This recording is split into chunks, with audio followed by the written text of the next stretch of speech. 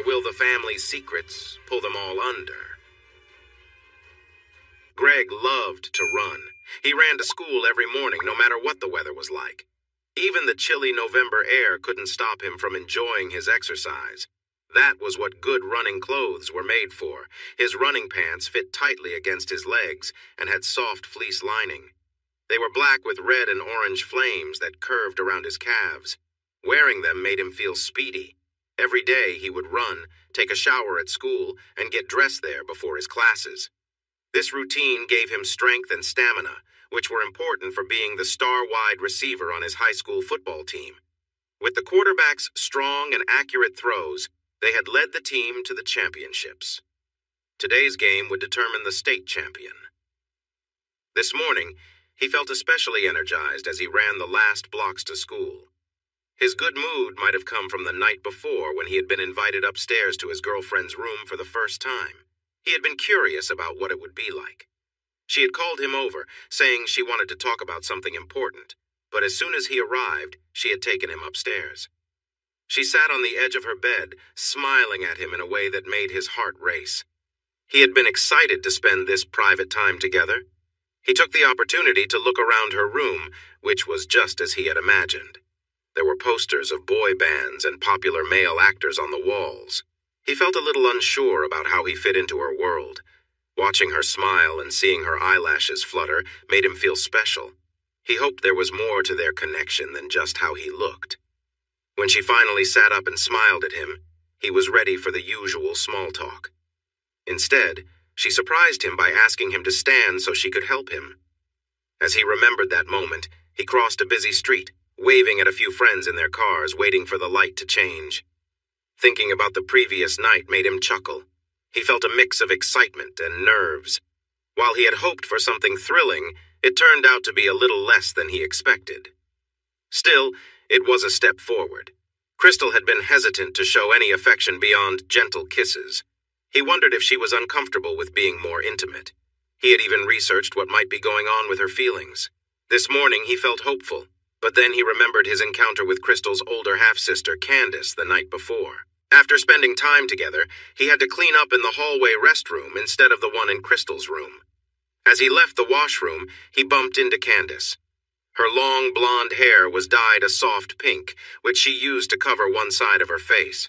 He thought the side she showed was beautiful, but he knew she felt shy about the scars on the other side. She looked at him with curiosity, so he smiled and said hello. He worried that she might have overheard their earlier activities, yet to his surprise, she cautiously pushed her hair back to reveal her scars. He was shocked that she chose to show him. The scars were jagged, starting just above her brow and running down to her jawline. Smaller scars followed along. When he looked into her eyes, he smiled at her, but she quickly made a sound and hurried to her room next to Crystal's. Feeling a sense of sympathy for her, he thought about how she was so intelligent despite the accident that had left her with these scars. Greg ran across the school grounds and waved to Mr. Marcy, the football coach. The coach smiled and waved back, clearly excited about the upcoming game. As he walked through the halls toward the gym, he greeted a few friends. He spotted Crystal chatting with Heather, who was dating his friend Tim, and Valerie, who was dating Pete, one of the team's defense players. Crystal was a stunning young woman with red hair, and she caught his eye each time she smiled. However, she wasn't smiling right then. He adjusted his path and approached the group, hoping to bring back her smile. "Hey, beautiful. Hi, Heather, Valerie," he said with a grin, holding Crystal's gaze. She looked him over, taking in his fit physique and the sweat on his face from running. As he leaned in for a quick kiss, she reacted with a gentle breath, feeling the chill of the November air. He received a quick peck instead of the gentle kiss he hoped for, and he looked at her as he pulled back. "You're sweaty," she stated, shifting a bit uncomfortably. He smiled uncertainly, confused about her reluctance. She had previously mentioned enjoying his scent. "I just ran to school," he explained. "Then you should get cleaned up before first bell," she suggested, clearly wanting to end the conversation. He nodded and moved away, replaying their brief exchange as he walked to the gym. What just happened? He wondered as he entered the shower room.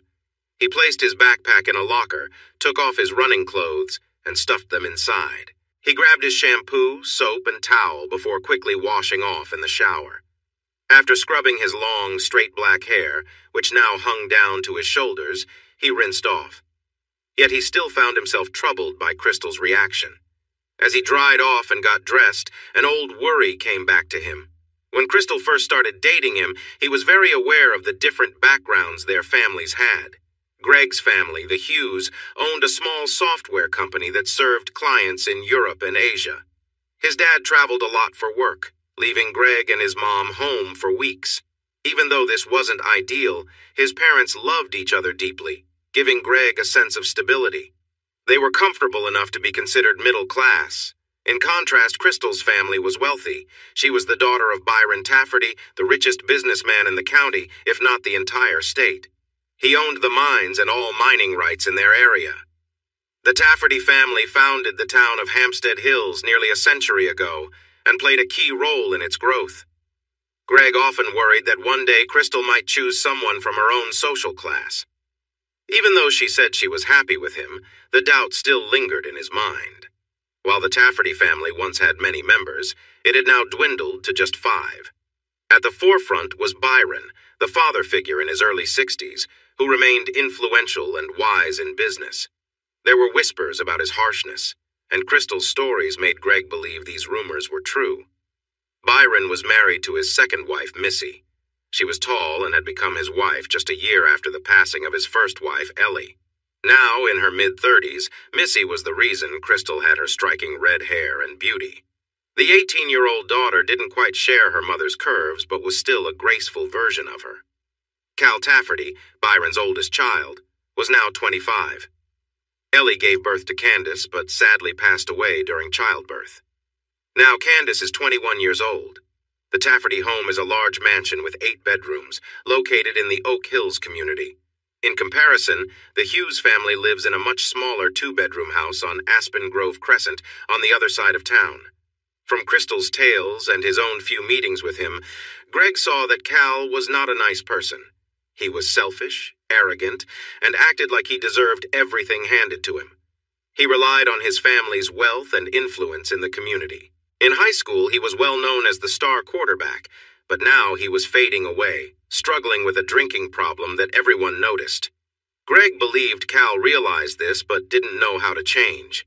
Candace's situation was even sadder, but Crystal preferred not to discuss her older half-sister much, especially regarding what happened recently.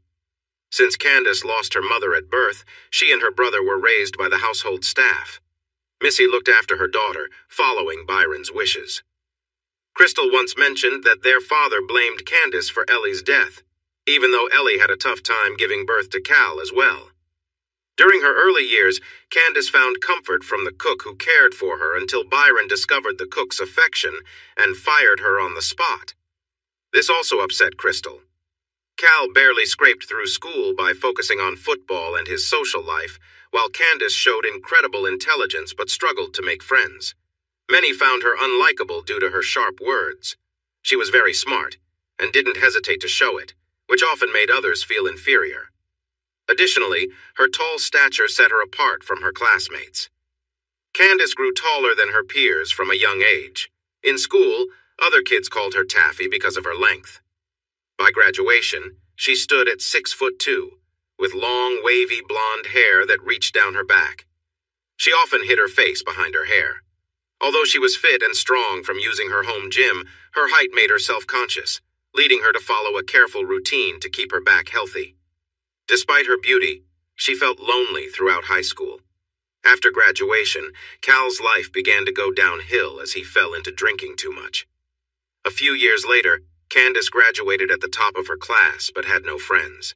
This is where Crystal would stop talking and change the subject, but Greg learned the story from people who had witnessed it. The year Candace graduated, there was a big party for her classmates, and to everyone's surprise, she arrived in a taxi.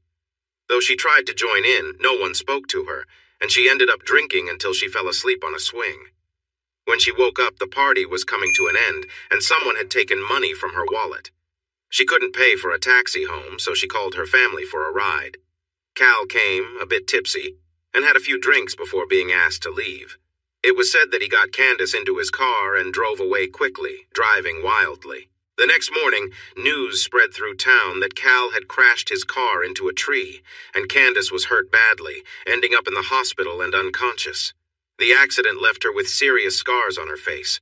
When Candace woke up from her coma, she showed signs of serious brain injury. She was no longer the smart young adult she had been, but had the mind of a young child. Thinking about this made Greg feel uneasy. The bell rang for the first period, bringing Greg out of his thoughts. He realized he had been sitting on the bench in the locker room. He quickly finished getting ready and hurried off to class. He would deal with whatever was troubling Crystal later. "No, Candy, you can't go into the maternity ward." Large blue eyes looked at the nurse, who was Nurse Hershey. She didn't like Candace and seemed frightened by her challenges. Candy turned to try entering the ward again and heard a sigh behind her. A hand grabbed her arm and pulled. Candy held on to the doorframe. Another sigh came from the nurse, and she pulled harder, making it hurt. Fear made the nurse strong, but Candace held on tightly.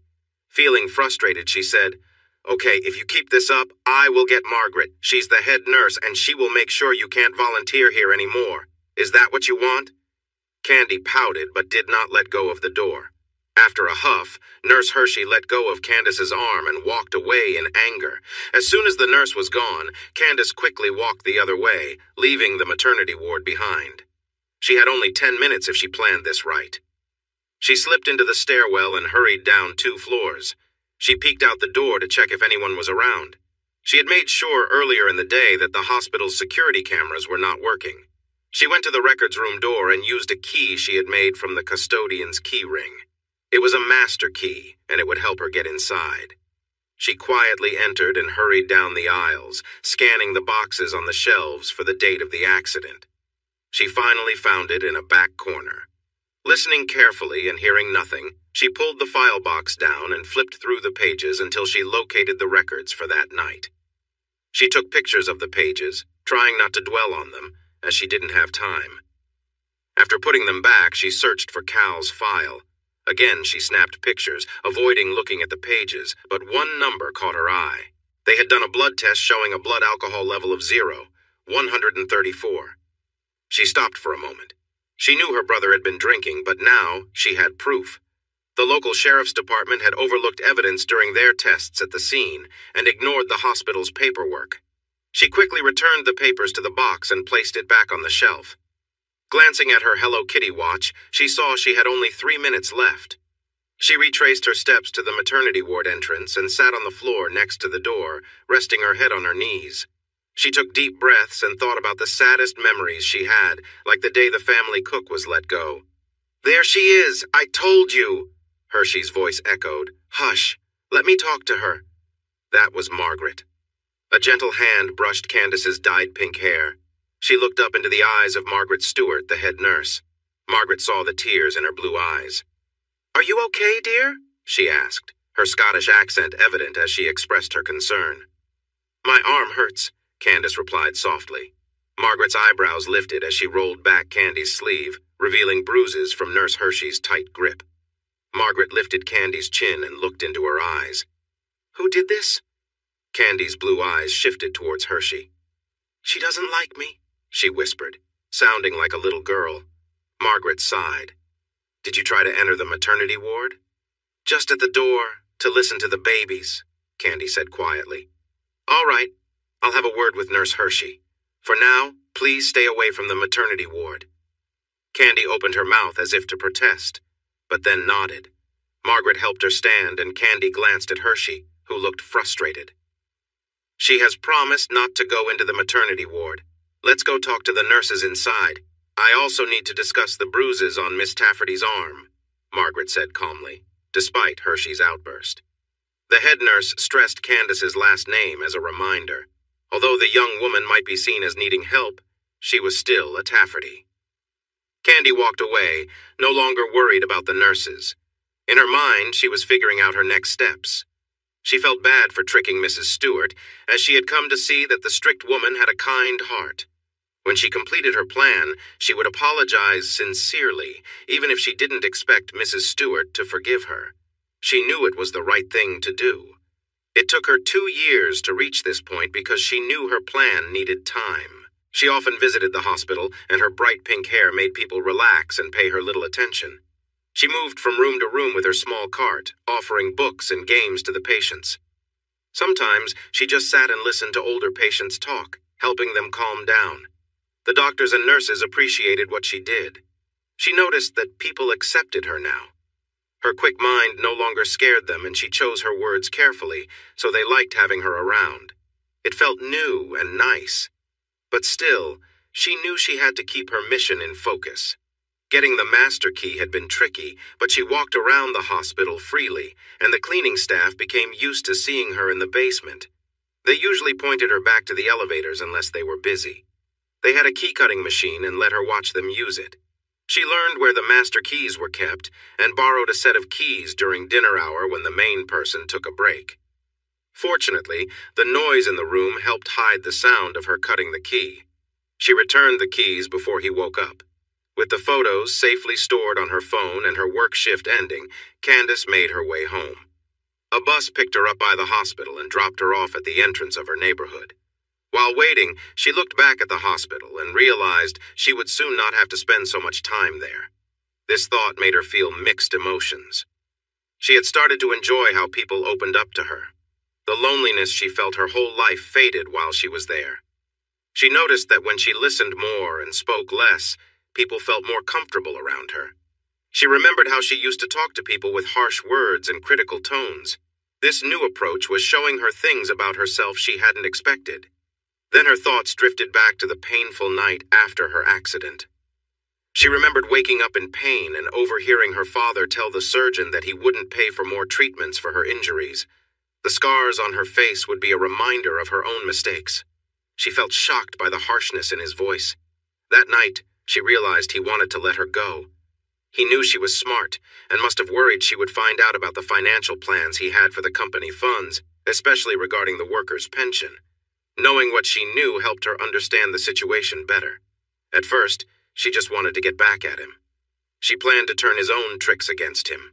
The best way to do that was to stay in his house for now. So she came up with a plan. In the beginning, it was easy to stay quiet after waking up. Pretending to be like a young child was harder, but her injuries made it easier to believe. It matched what the doctors thought. When an expert came to check on her, Candace realized the woman had already made up her mind based on what she heard from the other doctors. It was easy for Candace to trick the expert since she wasn't looking for anything else. The bus arriving pulled her thoughts back to the present. The driver smiled when he saw her. She returned his smile. "Good evening, Candy," he said. "Good evening, Mr. Dillon," she replied. "Did you have a nice day?" he asked. "The best yet," she answered, a response that always made him laugh. As she walked to her seat, she felt she would miss their chats. Keeping a smile on her face was hard, and that troubled her too. Even though she had been working on her plan for 2 years, she had not thought about how much these friendships would matter to her. She didn't want to go back to feeling alone. She would think about that when she got home. Greg ran onto the field and joined his teammates. Tim greeted him with a big grin. "How about we start this game with a big play?" Tim suggested, causing a few laughs. "You want to break their spirits right away?" Greg asked, pretending to be surprised.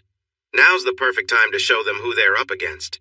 Do you still have energy left, or did you use it all running after Crystal?" Tim joked. "Look at you trying to be funny. Just throw the ball, will you?" Greg replied with a grin. They clapped their hands and took their positions. Greg looked at the players he would have to dodge. The cornerback and outside linebacker were watching him closely. He knew he could outrun the linebacker, but the cornerback was quick. He had to be careful. Tim started calling the plays, and Greg focused on where he needed to be. When the ball was snapped, he took off. As he expected, the cornerback followed him closely, while the linebacker surprised him by running the other way. Greg decided not to worry about that player and opened his stride, pulling ahead of the cornerback. It was time. He turned his head to the side to follow the pass, his hands ready to catch the ball, which was coming in right about Tim watched in shock as the linebacker collided with Greg in a sudden tackle, the top of his helmet hitting Greg's head and making it jerk to the side. A moment later, the cornerback ran into Greg's legs. Tim saw Greg's body turn in the air as the football flew past him. His friend landed hard under the heavy linebacker. End of play. Greg slowly came back to his senses. His head hurt, everything hurt. He tried to remember what happened, but that made it worse. He might have made a small sound. "Mr. Hughes? Are you awake?" Greg opened his eyes and turned toward the voice. Someone in a doctor's coat stood by him. "Yes," he managed to say. "Good. I'm Dr. Green. You've taken quite a hit to the head, and you have a concussion. That's why you're feeling so much pain. You also have a broken bone in your left leg, so it's a good thing football season is over." Greg's heart raced as he suddenly remembered the championship game. "The game," he said, and leaned back against his pillow, feeling pain spike. "That was yesterday. You've been resting here since you arrived at the hospital. What's the last thing you remember?" "But take it easy," Dr. Green said. The pain increased as he tried to think back to the game. 2 ran onto the field, and Tim said we were doing a long pass. His memory went blank after that. "What happened?" The doctor smiled. "From what I heard, the other team wanted to take you out early because they saw you as a threat. You were hit hard by 2 of their players." Greg had trouble keeping up with the conversation. "What was the final score?" Dr. Green's smile got bigger. "Your team won." Greg managed a small smile before he drifted off again. The doctor checked Greg's eyes and prepared to leave the room to share good news with a worried parent. He walked down the hall to the waiting room where a group of anxious teens and a woman, likely Mrs. Hughes, waited for updates. He noticed the pink hair of Candy standing off to the side, looking a bit lost. Then he saw her sister. "Mrs. Hughes?" he asked, and the nervous woman nodded. He gave her a reassuring smile. "Greg's going to be fine. He has a concussion, so we'll keep him here for a few days just to be safe. His left leg has a clean break, so it will heal in time. He'll need a cast for a while." "So, no running until then?" a tall blonde man asked with a slight smile to lighten the mood for the mother. The doctor returned the smile. "No running for now." Mrs. Hughes sighed in relief. Hughes looked at the blonde man with gratitude in her smile, although her eyes seemed a bit watery. "Can I see him?" "He's sleeping right now. He should be able to see a few visitors tomorrow. His mind went through a lot, so we'll keep visits short at first and not stress him too much. Is that okay?" The group nodded. The thankful mother shook his hand, feeling relieved. He finished his task and moved on. From the corner of the waiting room, Candace quietly watched Crystal's reactions. The night before, she had overheard her telling Missy that Greg was hurt during the game. They were told to wait until morning to visit him at the hospital. Candace was surprised to see the mix of relief and guilt on her half-sister's face. She grew curious, as she thought Crystal and Greg were a happy couple. From the sounds she heard when Greg visited Crystal, they seemed very happy together. Listening in, she felt a rush of emotions and realized she needed to remove the listening device she had hidden in Crystal's room. After eavesdropping, Candace unexpectedly found herself waiting outside the restroom when Greg accidentally bumped into her. She hadn't meant to show him her scars. When he didn't react negatively and smiled at her, she quickly left, feeling flustered. She had heard Crystal tell their mother she would come to the hospital today with her friends and that Greg's mom would likely be there too. Candace made sure to be in the waiting room when they arrived. Greg's friend Tim greeted her with a smile, but his girlfriend Heather seemed tense, much like Crystal often did. She and Crystal had never been close because their father forbade it. Candace kept her distance to protect Crystal from their father's anger. The doctor's reassurance and departure showed Candace that Greg's mom still looked worried. Tim hugged her and whispered something, making her smile gratefully when he let go. "Unlike Greg, who gets to relax today, some of us have part-time jobs that require us to work on Saturdays. Plus, we need to share the good news since many people will want to hear it," Tim said, and the group nodded in agreement. Candace noticed the woman looked stronger because of Tim's words. She admired how his confidence put people at ease. He was respectful and wasn't loud and annoying like Cal. Candace waited for Crystal to hug Mrs. Hughes, but instead, she was one of the first to leave the waiting room. This caught the older woman's attention. Without knowing why, Candace stepped forward, moved in front of her, and hugged her. Mrs. Hughes was surprised at first, but then softened at the unexpected gesture. Hughes soon embraced Candace, and they remained like that for a moment. Candace gently let go and looked into Hughes's eyes to check if she was all right. "Thank you," Hughes said to Candace. "I don't think I've seen you before, and Greg usually brings everyone home." She smiled lovingly, thinking of her son. "I'm Kate." "Candy, aren't you supposed to be doing your rounds?" Nurse Hershey interrupted sharply. Candace glanced at the nurse and hurried away. She didn't want to be near the unpleasant woman. Their last encounter and the scolding from the head nurse had upset Nurse Hershey. Until Candace could complete her task, she needed to stay clear of her. As she walked past Greg's room, she paused for a moment outside the door. She promised herself she would check on him later. He was Crystal's boyfriend. Why was she drawn to him? Crystal leaned back against the pillows she'd stacked up at the head of her bed. The redhead glared at her blonde friend Heather and noticed Valerie hiding her face behind her dark hair, likely feeling the same way about Mrs. Hughes. "I'm just saying, as Greg's girlfriend, you should try to get along with his parents. She seems really nice," Heather explained, trying to soften her earlier comments. Crystal crossed her arms in frustration. "I've been trying to break up with him for a few weeks." "What? Why?" her friends exclaimed together. Crystal quieted them down. After a moment, Heather spoke first. "We thought everything was going well. You two look great together, and he's so attractive." Valerie jumped in. "Is it because he doesn't come from the best neighborhood?" Her friends looked puzzled, so she clarified. "He lives on the east side of the tracks while we live on the west?" Crystal frowned at her friend. "That doesn't matter. He isn't poor." "What reason do you have for wanting to break up?" Heather asked in disbelief. Crystal squirmed under her friend's stares. Finally, she admitted, "We aren't a good match." "You've been with him?" Valerie gasped, while Heather looked shocked.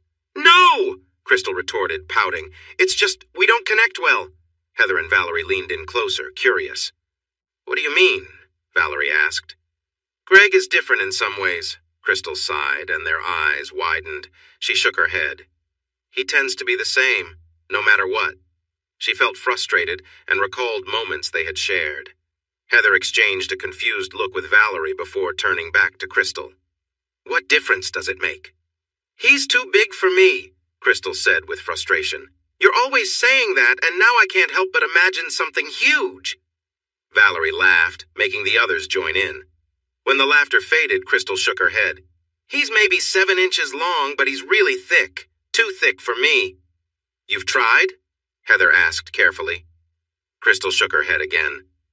"We haven't gone that far yet, but I just know it won't work," she said firmly. "You mentioned wanting to end things weeks ago. What happened?" Heather asked as Valerie went back to her daydreaming. Crystal looked Heather in the eyes. "Every time I thought about breaking up, I backed out. I ended up thinking just one more time." "You said you didn't have sex," Valerie interjected. "We didn't. But Greg is really good at other things and makes me feel amazing," Crystal said, a shiver of joy running through her at the memory. Valerie and Heather erupted in cheerful squeals, joining Crystal in their excitement. When they calmed down, Heather leaned a bit closer. "He's really that good at it." Crystal nodded with a dreamy face, which soon turned serious. "If only he wouldn't expect so much in return." "Wait, you haven't done anything for him?" Valerie exclaimed in shock. "We kiss! He's a fantastic kisser. I let him touch me. I might have gotten a little carried away the night before the game," she said defensively. "You've never done anything with your mouth?" Heather asked quietly. Crystal shook her head, her eyes wide in surprise. Heather made a circle with her thumb and finger, trying to guess Greg's size. The redhead rolled her eyes and adjusted Heather's fingers to show Greg's actual size. Heather looked at her curiously.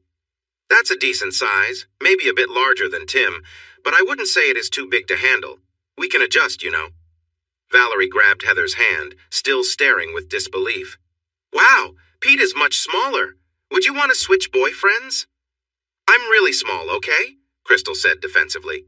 "I've tested it. I even bought something to help." "What? Where did you get that?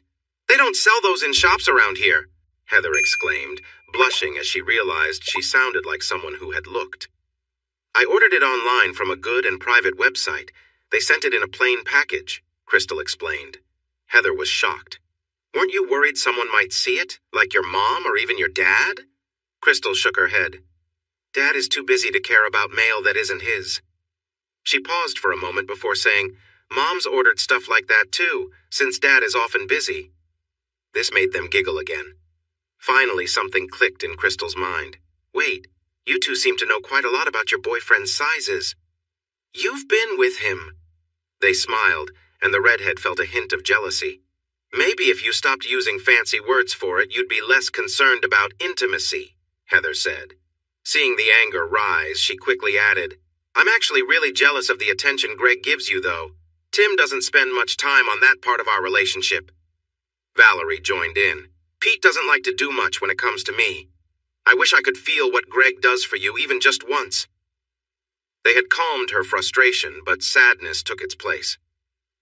"I should end things with him, but I feel like I can't let go of the good feelings he brings." Heather chuckled but saw her friend was serious. "How often does this happen?" 2 or 3 times a week, Crystal sighed. "Wow!" Valerie exclaimed, surprised by the idea. Heather tried to think it through. "How do you find time for this with all your activities?" Crystal grinned playfully. "Most of the time it's at his place after school since his mom works. Greg enjoys it. We even found a moment in a supply closet at school once. It was a quick thing, but it was exciting.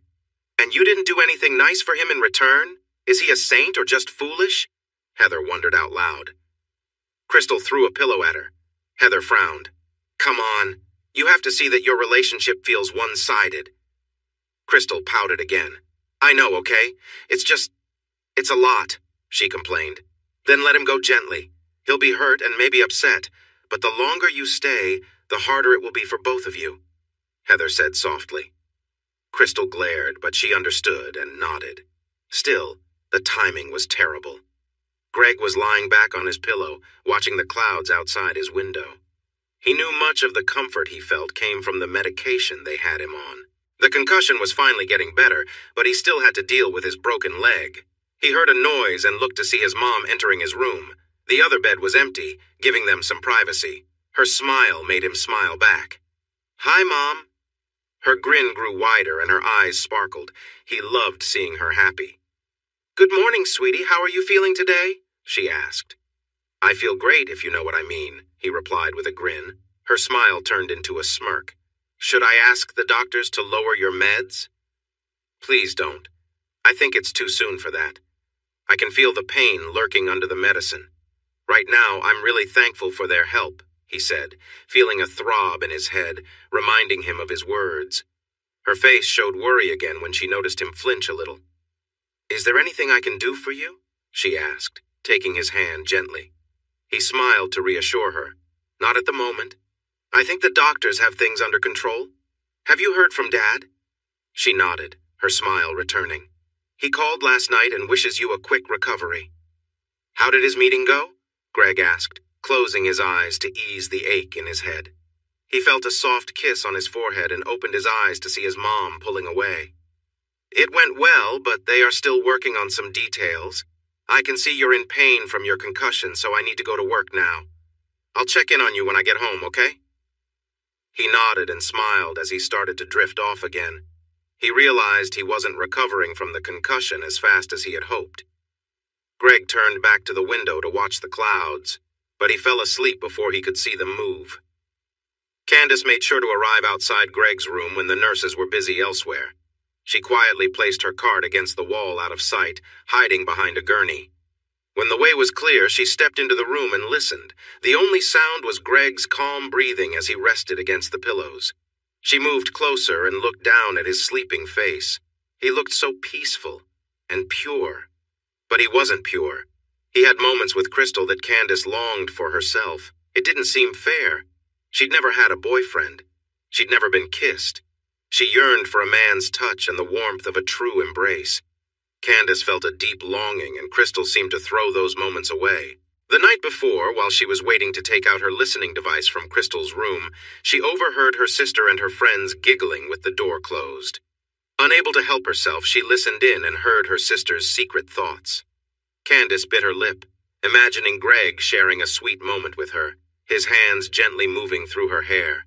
She suddenly remembered the time he had bumped into her in the hall. She sighed softly, causing Greg to stir. His eyes slowly opened. She felt frozen. "Candace?" he asked in a sleepy voice. She didn't know what to say. Being there felt risky. Greg was waking up, looking at her with curiosity. He didn't seem frightened to find her there. "Is Crystal here?" he asked, and she could hear the hope in his voice. That made her heart ache a little for him. Knowing what she had heard from Crystal and her friends the night before, she worried about what was ahead for Greg if Crystal didn't let her desires take over again. Candace was not so sure it wouldn't happen. She noticed how spoiled her little sister had become. Even though she didn't know Greg very well, from the few times he talked to her, she could tell he did not deserve to be treated badly. He seemed like a genuinely nice guy. "Is everything okay? You look sad," he said. His words pulled her back to the moment, and she forced a smile. His gaze shifted to the door, almost as if waiting for Crystal to come in. It was painful to watch, so she quickly turned away and stepped out of the room. She grabbed her cart and moved on. One thought kept repeating in her mind. It wasn't fair. On Monday afternoon after school, Tim and Heather visited Greg and found him awake. "Hey, buddy. Sorry we didn't come by yesterday, but the doctor said you needed to rest. How are you feeling?" Tim asked, shaking Greg's hand. "My head doesn't hurt as much anymore," Greg replied. "Wow, you're doing better," Tim joked. "Very funny," Greg replied with a grin. Heather smiled at their playful banter and leaned in to give Greg a quick kiss on the cheek. Her mind flashed back to what Crystal had told her. Greg raised his eyebrows in surprise. "Thanks, but what was that for?" He had never received a kiss like that from her before. She felt embarrassed. "You really scared us all?" she said, flustered by her own action. Tim chuckled. "Oh, I see how it is, Greg. You got hurt on purpose to steal all our girlfriends." Greg laughed along with Tim. While he needed the quiet time to recover, he had felt a bit lonely. His mom had visited for a few hours on Sunday, and he had seen Candace peek into his room a few times to check on him. He missed his friends and was glad Tim came by. Tim pretended to bow to him. "On behalf of the team, I want to thank you for your sacrifice. It brought us together like never before. We won our game 473 and took home the trophy." Greg smirked at Tim's words. "You managed to use Ron as your receiver?" Tim laughed. "Ron was so inspired by you that he caught everything I threw. We've even given him a new nickname." Greg raised an eyebrow. "Oh, really? What is it?" "Peanut Butter Fingers. Because he caught everything this time," Tim said, still chuckling. Greg's stomach growled. "Now I'm in the mood for a snack." Tim's expression changed. "Oh no, I left the donuts I got for you in the truck. Hang on." Tim hurried out, leaving Heather behind. After a moment of silence, she sat on the edge of the bed, pulling the sheets tightly across Greg's lap. She couldn't help but notice a clear shape under the fabric. "Oh, I'm sorry," she stammered as Greg quickly adjusted the sheets to cover himself better. After looking at the evidence, her thoughts went back to the confession.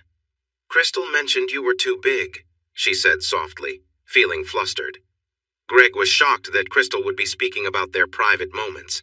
Then he realized what she meant by too big. His gaze met Heather's. As Heather struggled to gather her thoughts, she couldn't help but say more. "But she really praises your skill." Greg felt himself blush deeply, a mix of anger and embarrassment flooding him. Tim suddenly entered the room, slightly out of breath, holding a box of donuts. His cheerful expression faded when he saw that Greg was upset and noticed Heather's worried face. "What's happening?" Heather felt unsure and shook her head, looking defeated. "Crystal has been talking too much about us. This has to stop if she wants to stay my girlfriend," Greg said firmly. Heather lowered her head, trying to hide her feelings, but both Greg and Tim sensed that something was wrong. Tim put the donut box on the small table beside the bed and gently lifted Heather's chin to meet her gaze. "I think it's time to be honest." Heather glanced at Greg and then back at Tim. "He'll find out later when Crystal comes to visit. It's not really my place to say. I've messed things up already. Crystal will explain." "Wow, she's going to break up with me." Greg felt confused, thinking everything was going well. He knew she had some issues. "Is it because she thinks I'm too big?" he asked softly. Once again, her face showed him he had guessed right. He stared at Heather. "Why did she lead me on for so long? She got what she wanted from me and left me hanging. I was willing to wait. Ugh!" Heather flinched at Greg's outburst and looked at Tim for help, but it was clear he was siding with Greg. Nurse Stewart entered the room looking concerned. "What's going on here? Who was shouting? No raising voices in the hospital." Heather stood next to Tim, looking sad. The nurse noticed Greg's upset expression. "Maybe it's time for your friends to leave, Mr. Hughes." "That's fine. I really don't want to see anyone but my mom," he replied, looking into her eyes. "Especially not Crystal," he added with a strained voice, and the nurse nodded. Greg looked at Tim, who gave him a supportive nod, and he returned it. He turned to the window, avoiding Heather's gaze. Nurse Stewart motioned for the couple to leave first, and they did, with her following closely behind. She informed the other nurses about the visitor restrictions for Greg, and soon the ward returned to its calm state. Crystal entered the ward just before visiting hours ended. She had spent a long time thinking of how to let Greg down gently. She had practiced her story so much that she almost believed it herself. In her mind, she imagined how he would react. In her favorite scenario, Greg would kindly ask to stay friends with some added benefits. As she walked down the hall, she realized she didn't even know which room he was in. She stopped by the nurse's station where two women were chatting. "Excuse me, could you please tell me which room Greg Hughes is in?" she asked politely. The older woman turned to her, and Crystal noticed a flicker of recognition. One benefit of being a Tafferty, she thought. The nurse approached the counter, her expression serious. "Mr. Hughes is not seeing visitors today." Crystal felt a wave of shock. "What, is he okay?" she asked, her heart racing. She feared he might be having problems from the concussion. The nurse softened a bit. "No, he is healing well. He had a visitor earlier who left him upset. Because he was too angry, he requested no more visitors except for his mother. But I'm his, and especially not you. I'm sorry, Miss Tafferty." Crystal stepped back, feeling stunned. Was he mad at her? He had visitors who made him upset? "Who were they?" she asked quietly. The nurse shook her head. "I didn't catch their names. They were friends from school, a tall blonde man and his blonde girlfriend. Heather. How could she betray her trust like that?" Crystal turned and rushed out of the hospital. Her eyes filled with tears, and she barely noticed a woman coming in. She quickly dodged around her and made a beeline for her car. Meanwhile, Nurse Stewart looked up as someone hurried to the nurse's station. It was Mrs. Hughes, looking worried. "Greg?" "He's fine, resting and healing well," said the head nurse right away. Relief washed over Mrs. Hughes, quickly followed by confusion. She pointed toward the entrance. "What's wrong with Crystal?" "Miss Tafferty just learned your son doesn't want to see her," the nurse replied. "Oh?" Mrs. Hughes glanced toward the front door and then back at the nurse. "Thank you," she said, moving quickly to her son's room. When she entered, she saw Greg staring out the window, tissues crumpled in his hand. "Greg? Honey?" she said softly. When he turned to her, his eyes were red from crying. "Hi, Mom," he said weakly. "What happened? I just saw Crystal leave in tears." She watched as anger and sadness crossed his face. Greg struggled to find the words. He swallowed before saying, "I feel so foolish. All this time she's been taking advantage of me." "What? Crystal? You both seem so happy together." His mother moved to his side and gently ran her fingers through his hair. Greg made a sound of frustration. He tried to clear his throat and managed to speak again. I thought it was love, but she never did." That was all Greg could say before the hurt in his heart overwhelmed him again. His body shook as silent tears fell. His mother stood beside him, gently touching his cheek. He leaned into her comforting presence. Candace stood in the hallway just outside Greg's room. Tears streamed down her face, too. She had heard Greg's words, and it was breaking her heart. She felt so angry with her sister, she wanted to shout. Greg had been so kind to Crystal, and she had taken advantage of him. Candace wanted so badly to go into the room and talk to him, but she knew she wouldn't be welcomed there now. "Candace, come away from there, that's private," Nurse Stewart gently scolded her, causing Candace to jump. "I'm sorry," Candace quickly replied and followed the nurse back to the station.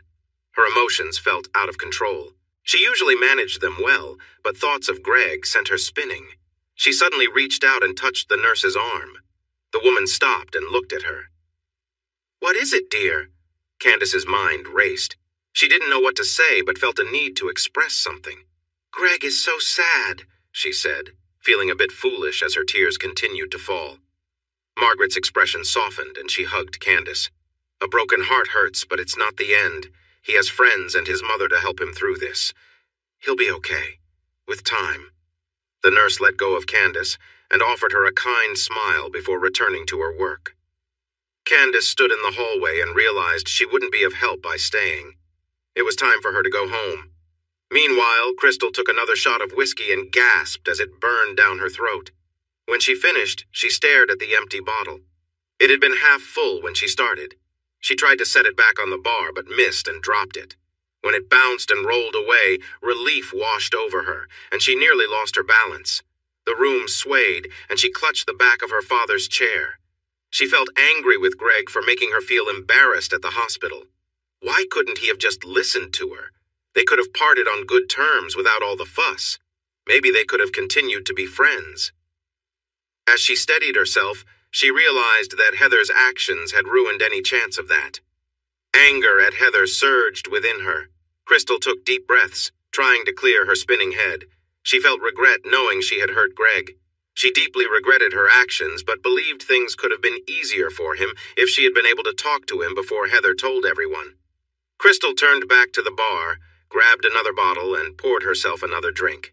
She slammed the bottle down and stared at it unsteadily. Then she drank the shot in one go.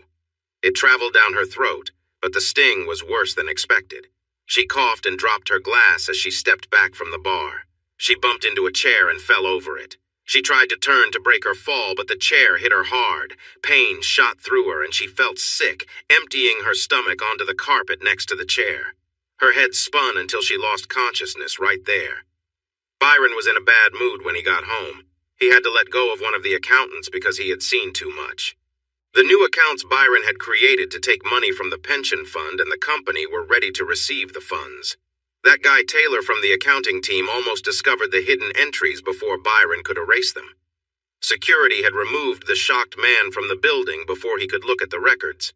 Taylor had some negative marks on his file, so his sudden exit wouldn't bother Byron too much. He just needed 2 days, and he would have a nice amount of money ready from his private estate in French Polynesia.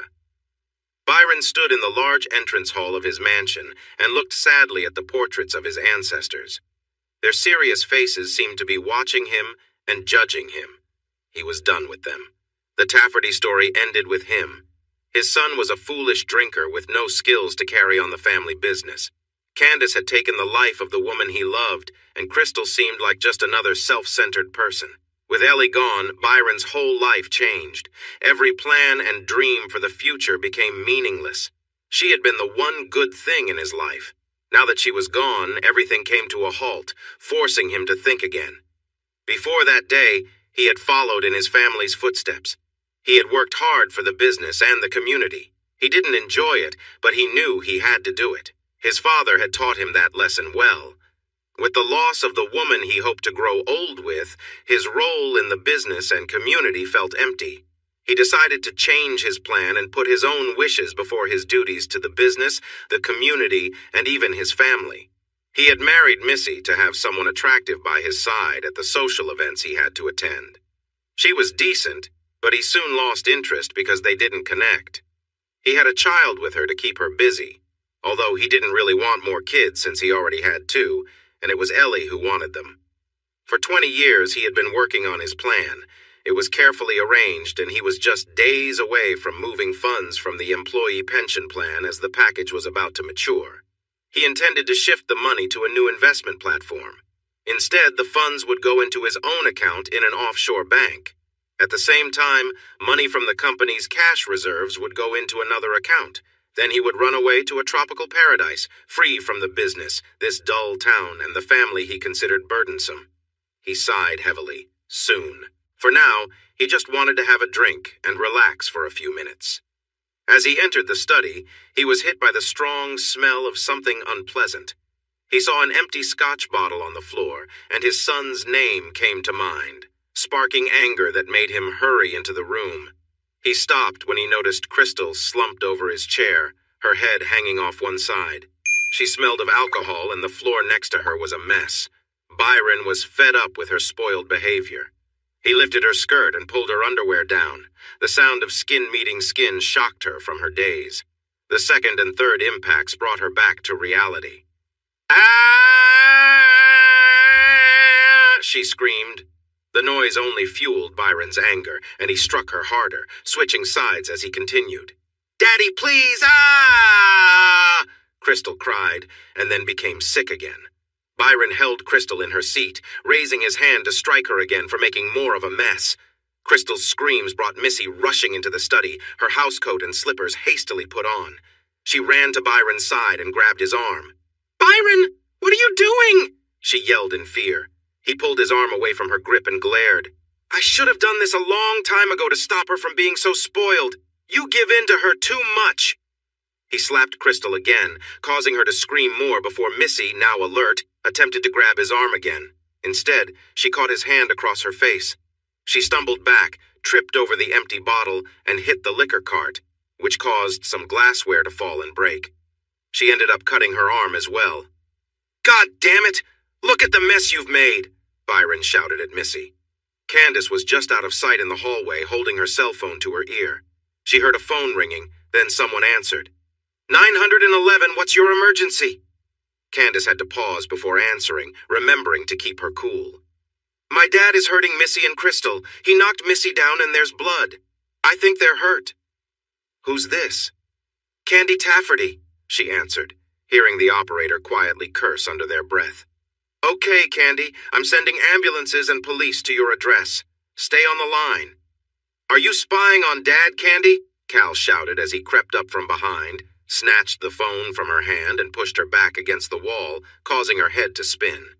He peeked into the study and saw Missy lying on the floor, unconscious with blood on her clothes. "Is that blood?" "Sir, who am I speaking with?" the 911 operator asked. Cal glanced at the phone in annoyance, then hung up. He grabbed Candy by her hair and pulled her into the study. He tossed her phone onto the couch and pushed Candace down. As she fell onto the cushions, she managed to hide her phone in her pants. She looked up at Cal, who was inspecting Crystal. "Wow, she's really hurt. What did you use, a hammer?" Cal joked, looking at Missy as well. "That's a bad cut." Byron frowned, looking at his sore hand. Candace noticed his ring had turned, showing its rough side covered in blood. Sirens flashed blue and red outside, and Byron scowled. "What are they doing here?" he snapped at Cal. Cal raised his hands. "It wasn't me! It was Candy!" There was a loud knock at the front door, and Cal just stood there with a silly grin.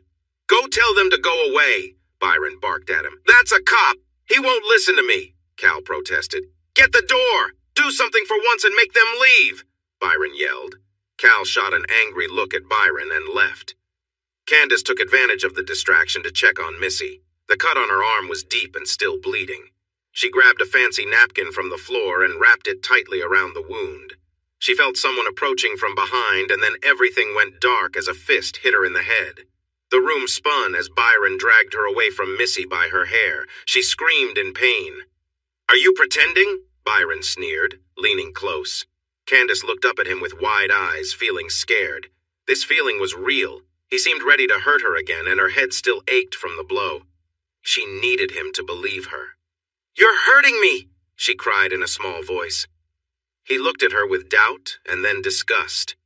He let go of her hair with a sharp tug and turned to see a police officer standing in the hallway, looking uneasy.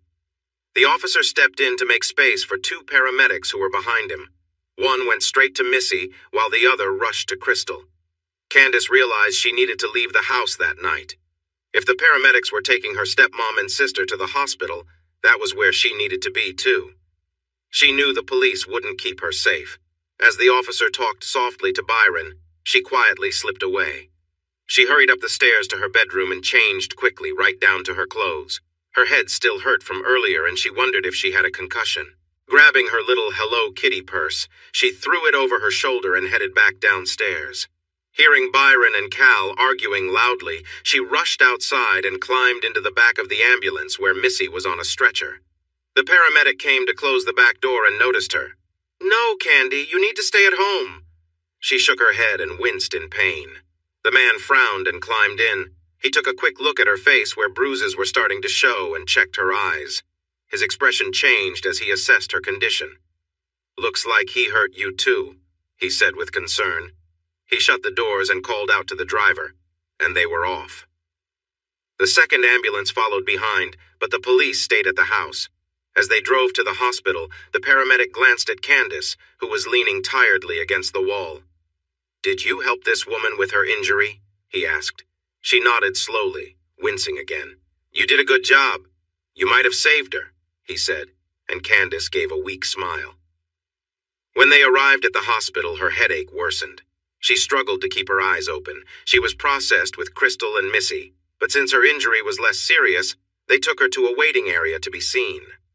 The emergency room was very busy, and ambulances were quickly sent back out. Candace overheard someone mention a serious accident nearby. Holding her head in her hands as pain pulsed, Nurse Stewart stopped to check on her. "Candace, dear, why are you still here?" Then she spotted the wristband on Candace's arm. "Oh, what happened?" "My dad hit me," she said softly, pointing to the side of her head. "He hurt Crystal and Missy, too." Margaret checked Candace's eyes and frowned. "It looks like you might have a concussion, but a doctor will confirm that." "Is it after my shift again, Margaret?" She smiled at the young doctor who entered the small exam room to perform the same tests she had. "Dr. Markle, why would I want your job when I have so much respect and authority?" He chuckled and nodded. "I agree with what you're saying. There's also a cut on her head near her hairline." He frowned. "Could it be from a ring?" He turned to Candace. "Who did this to you?" Candace looked at the doctor and then at Margaret, who nodded. "Daddy." "Why did he do that?" the doctor asked. "I put a napkin on Missy's injury to help stop the bleeding," she explained. The doctor glanced at the nurse, who added, "Missy is Candace's stepmother." The doctor pressed on. "How did Missy get hurt?" "My head hurts, and I'm so tired," Candace said. She didn't want to talk more because she felt bad about sharing in front of them. "We'll get you a place to rest, but we need just a bit more information," Markle said. Margaret frowned at him. "It's unlikely that what you hear will be helpful down the line. And remember who we're talking about?" The doctor looked away for a moment, then sighed and turned to the nurse. "Get her a room. We'll keep her here overnight for monitoring. I'll see if her stepmother wants to say anything." Margaret nodded and turned to Candace. "Please wait here. I'll find you a room." Candace closed her eyes, drifting in and out of sleep until someone finally arrived with a wheelchair to take her to a room. The next time she woke, she was in a hospital gown, resting in a bed. A nurse leaned over to speak to her. "We'll check on you a few times tonight just to be safe. You're okay now." Candace smiled up at her. Safe? The nurse didn't know. As long as her father was free, she wouldn't truly be safe. "Good morning, sleepyhead." Greg opened his eyes and smiled when he heard his mother's voice. His eyes widened when he saw both his mom and dad beside his bed. The curtain was drawn, and he was not alone anymore. "Dad, you're back?" he exclaimed. The man smiled and took Greg's hand. "Back? I may be a little tired from my trip, but I think I'm still in a hospital." Greg's mom rolled her eyes playfully and lightly tapped her husband's arm. "George, don't tease." She looked at her son. "How does your head feel today?" He smiled at her. "It feels much better. No pain at all. Does this mean I can go home?" "I think we'll get that decision later today," his mom replied, and he nodded.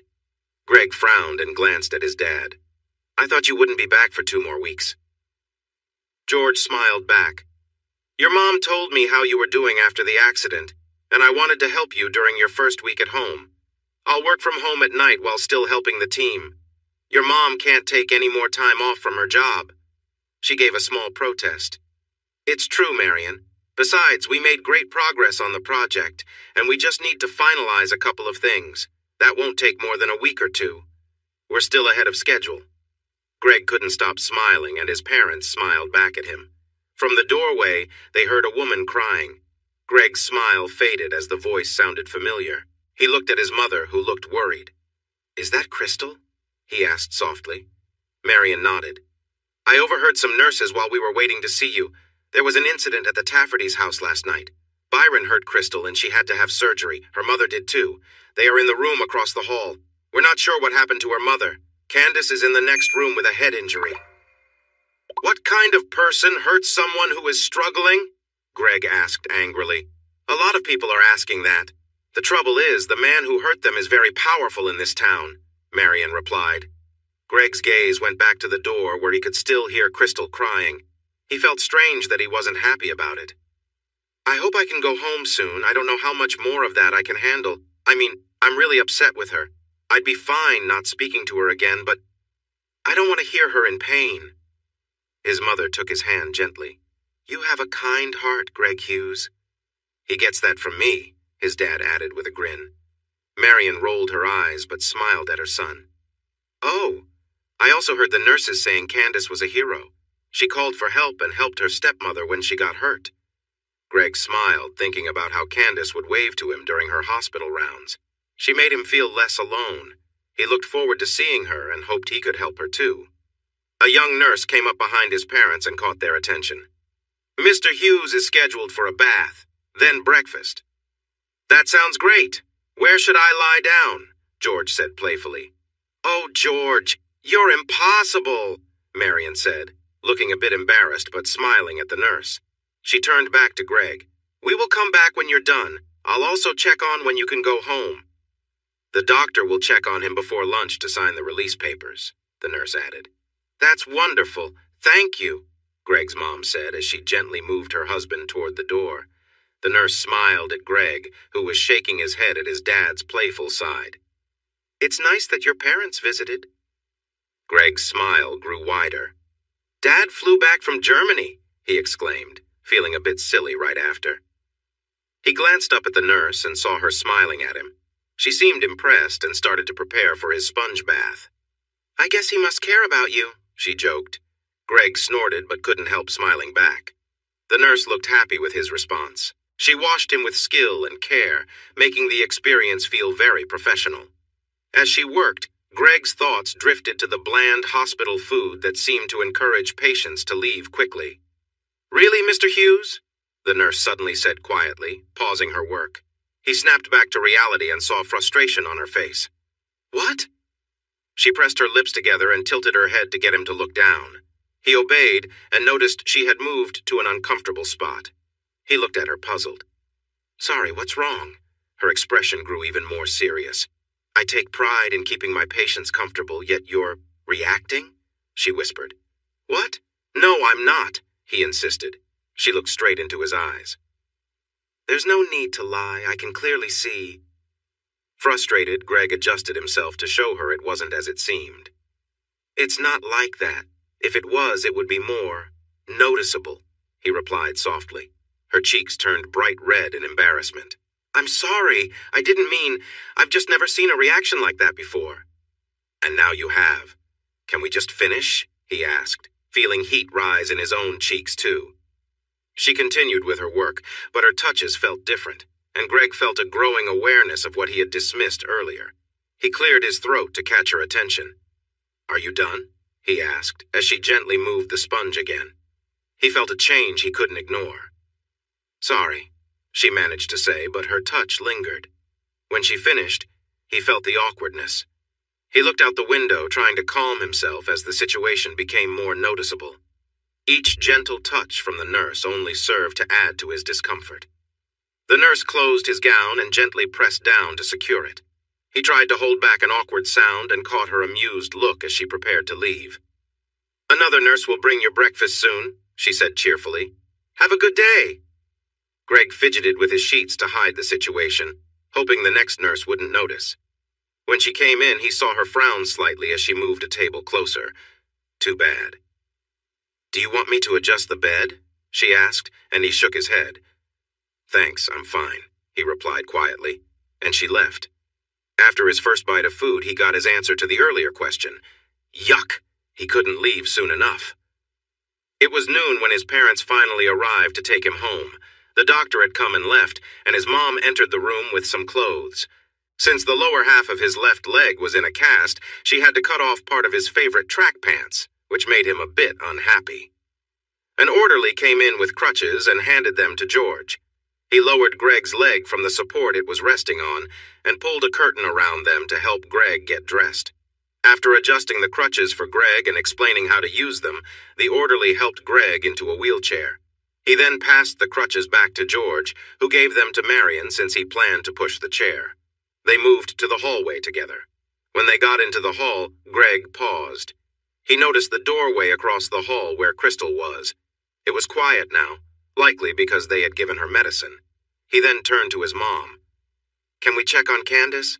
I want to thank her for visiting." "Of course, sweetie," Marion replied with a kind smile and led them next door. "Just a moment," she said, and stepped inside. After a moment, she returned and waved them in. As Greg was wheeled into the room, he saw Candace for the first time. She was trying to cover her scars with her beautiful pink hair, brushing it back with her fingers. When he looked into her blue eye, he noticed she looked a bit nervous, so he decided to speak quickly. "Hi, Candace. I just wanted to say thank you for your visits. They really helped me feel better," Greg said. She nodded and glanced at his parents. "This is my mom and dad, Marion and George," he introduced. Candace nodded at them with a shy smile. "We'll wait outside for you, dear. It was nice to meet you again, Candace," Marion said gently as she guided George out of the room. Greg watched them leave, feeling a bit surprised. He had said what he wanted to say.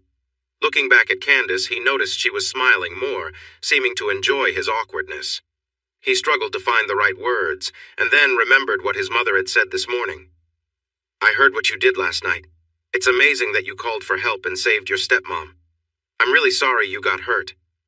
"Thank you," she replied, and he nodded back. "I'm also sorry Crystal got hurt and your stepmom. That's terrible." He paused for a moment to collect his thoughts. "I don't really like Crystal right now, but I wouldn't want anything bad to happen to her." He felt a mix of sadness. When he looked up, he found Candace watching him closely. Her hair was neatly tucked back, and he was taken aback by how lovely she looked. His heart skipped a beat as he noticed her beauty. He looked down and swallowed hard, realizing how much pain he still felt after Crystal's betrayal. "You're not her boyfriend?" Candace asked carefully. He looked back up at her in surprise and shook his head. "No, not anymore. I don't have a girlfriend." "You could be mine," she suddenly said. Greg was so surprised that he almost laughed, but he stopped himself when he saw hope in her eyes. Instead, he smiled back at her. "I've just been rejected by your sister. My heart is still hurting from that. Just like I have to wait for my leg to heal, I need to give my heart time too. Besides, I wouldn't want anyone to think I was dating you just to get back at her. You deserve better than that." "You wouldn't do that," she insisted. He chuckled softly at her strong belief in him. "Thank you. You're right, I wouldn't." He sighed as he looked at her beautiful features. "Unfortunately, I don't think the adults would let us be together. We can talk about this another day once I've had time to heal. I should go with my parents now. My dad flew back from Germany to help me. He must be tired. Thanks again for checking on me. It really meant a lot." Candace nodded. Greg thought she looked a bit sad and frustrated, and he wondered why. He tried to move his wheelchair back, but got stuck. Looking back at Candace, he felt embarrassed when he noticed a strange expression on her face. She seemed different for a moment. Confused, he turned to the hallway. "Dad?" His father came into the room and helped get the chair unstuck. They waved at Candace as George wheeled Greg into the hall. His mom knelt down and looked him in the eye. "Would you like to see how Crystal and her mom are doing?" He shook his head.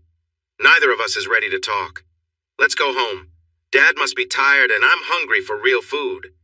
Marion laughed gently and brushed his hair back. She then turned to her husband. "Let's go home, Papa Bear." George grinned. "Sure thing, honey bunny." Greg made a face. "Ow, pet names? I really didn't need to hear that." His parents laughed as they pushed him out of the hospital. Candace lay back against her pillow, nervous about how close she had come to ruining everything she worked for over the past 2 years. Her feelings for Greg surprised her. There was no doubt that she was drawn to him, so much so that she had tried to ask him to be her boyfriend. She rubbed her face with her hands and felt the scar running down her cheek. She remembered how Greg had looked at her when her face was bare. What she saw in his eyes was not disgust or discomfort. Instead, there was no sign of pity. What she noticed might have come from her own feelings. She saw a hint of longing in his gaze. She saw a longing in his eyes, but it was mixed with sadness. He was right. It was too soon after his breakup with Crystal. Then he mentioned how the older people were stopping them from being together. That's when she realized her mistake. In her wish for him, she had lost herself. She was acting too simple-minded, almost like a child. There was no way for him to be with her the way she wanted, not until she was ready to tell the truth. And then? Would Greg understand why? Would he forgive her? Could he? Care for her? Would anyone? Her cheeks felt wet. She realized she was crying. Her sobs came from deep inside, and her chest felt heavy. The room was blurry through her tears, and she struggled to breathe. She felt as if she might collapse. "Take it easy now." Warm arms wrapped around her, pulling her close to a soft shoulder. The fabric against her cheek felt stiff, and her panic started to fade. She was being rocked gently as soothing words washed over her. "You'll be okay. Everything will be fine." Finally, the voice registered with Candace. It was Margaret Stewart. She held on tight, trying to calm her breathing as the sobbing continued. She felt so alone. She had felt this way for a long time. When these good people learned of her secret, they would resent her, and she'd be alone again. That thought was almost too much to bear. She had grown to love their kindness and needed them desperately. "Candace, dear, slow your breathing. Take deep, steady breaths. Good girl." Margaret rubbed her back and held her close. Her voice was soothing, and Candace felt her panic start to fade. Soon she found her breathing again and began to calm down. Once she was breathing easier and no longer shaking, Margaret leaned back and held Candace's face in her hands. Brown eyes met blue, and she smiled. "Are you feeling better now?" Candace nodded, still unsure if she could speak. She shook slightly as she fought back her emotions. "Can you tell me why you were crying? What upset you?" the nurse asked gently. It took her a moment to find her voice, but she finally got one word out. It was enough because it was the truth. "Lonely." Margaret's eyes showed her understanding. "You're having a tough time at home, aren't you?" Candace nodded, gasping for breath as her chest tightened again. "Shh, take it easy now. Breathe slowly," Margaret instructed, and Candace did just that. She closed her eyes and focused on her breathing until she felt in control again. Tremors went through her body as the tension that had gripped her began to release. "I'm going to see if you can stay here another night. Since your father isn't home, you shouldn't be alone tonight," the woman said to her. Candace looked at Margaret, puzzled. "Where is he?" she asked. Margaret sighed in frustration. "He should be in jail for what he did to you three. Instead, the sheriff took him to meet his lawyer. They've been shut away together." She looked into Candace's eyes and nodded, noticing that Candace was holding steady. "Let me see what I can do." Candace took her hand. "Thank you." Margaret watched her for a moment to make sure she would be okay, then nodded and left the room. Candace's mind spun with the news that her father was still free after hurting them. She felt shocked, but also knew that it was unfair. She remembered his plan to leave his family, his job, and the town. She even knew the timing. Months ago, she had accessed his computer to find something to hold against him. She had read his messages and uncovered his scheme. He intended to steal the employee's pension money by changing the account details while it was being transferred. This change had gone unnoticed by the company until now. Candace had created an online storage space for every email and text related to her father's scheme. She had even recorded calls from his home office that mentioned it. Taking another risk, she had gone into his office and copied important documents. That's how she found out about the secret accounts. With the account numbers and access codes she discovered, she could alter his plan. Candace gathered every document she could find that also involved the sheriff and her father's lawyer, who were helping him for a cut of the money. The latest piece she added was proof that her father had manipulated the police to hide Cal's blood alcohol level after the accident that injured her. Her biggest fear today was that her father would silence her before she could reveal his wrongdoing. As the deadline approached, he was growing more unstable. If he found out what she was doing, there would be no safe place for her. Although Cal was also being set free by their father, she couldn't depend on him. He was just as cruel but lacked the cleverness to keep things hidden. She was on her own. Her father's plan was set to go into action soon, and he was becoming more reckless. Candace knew the sheriff and the lawyer might be keeping him calm to protect their own interests. She didn't have much time left to put her plan into action. She knew she couldn't stay in the hospital any longer. She needed to go back to her house and get her laptop. If only she had thought more clearly earlier, she would have brought it with her. After getting her laptop, she would need a safe place to stay away from her father and the sheriff. She would figure that out when the time came. Candace sat up. Her head throbbed, but it was not as bad as the night before. She had to get dressed and leave before the nurses returned. It felt like an accomplishment to stand up. She found her clothes from the night before in the closet and got dressed quickly, tucking her hair into her blouse to shield its color. Standing beside the door, she listened for a quiet moment outside, then slipped out and made her way to the stairwell. She took the stairs down to the ground floor. Leaving the hospital without being seen was easy. However, getting home would be more challenging. Then she remembered the old man who lived a block from the hospital. He fixed old bicycles in his garage and sold them. As she walked that way, she saw him moving his bicycles onto the driveway. Candace spotted a pink bicycle with white streamers and felt happy at the sight. It would be nice to ride that. "Hello, Candy," the man said with a big smile. She looked closer and realized he was one of the patients she had met at the hospital. He had a gallbladder issue. "Mr. Nash, how are you?" she asked. He seemed delighted she remembered his name.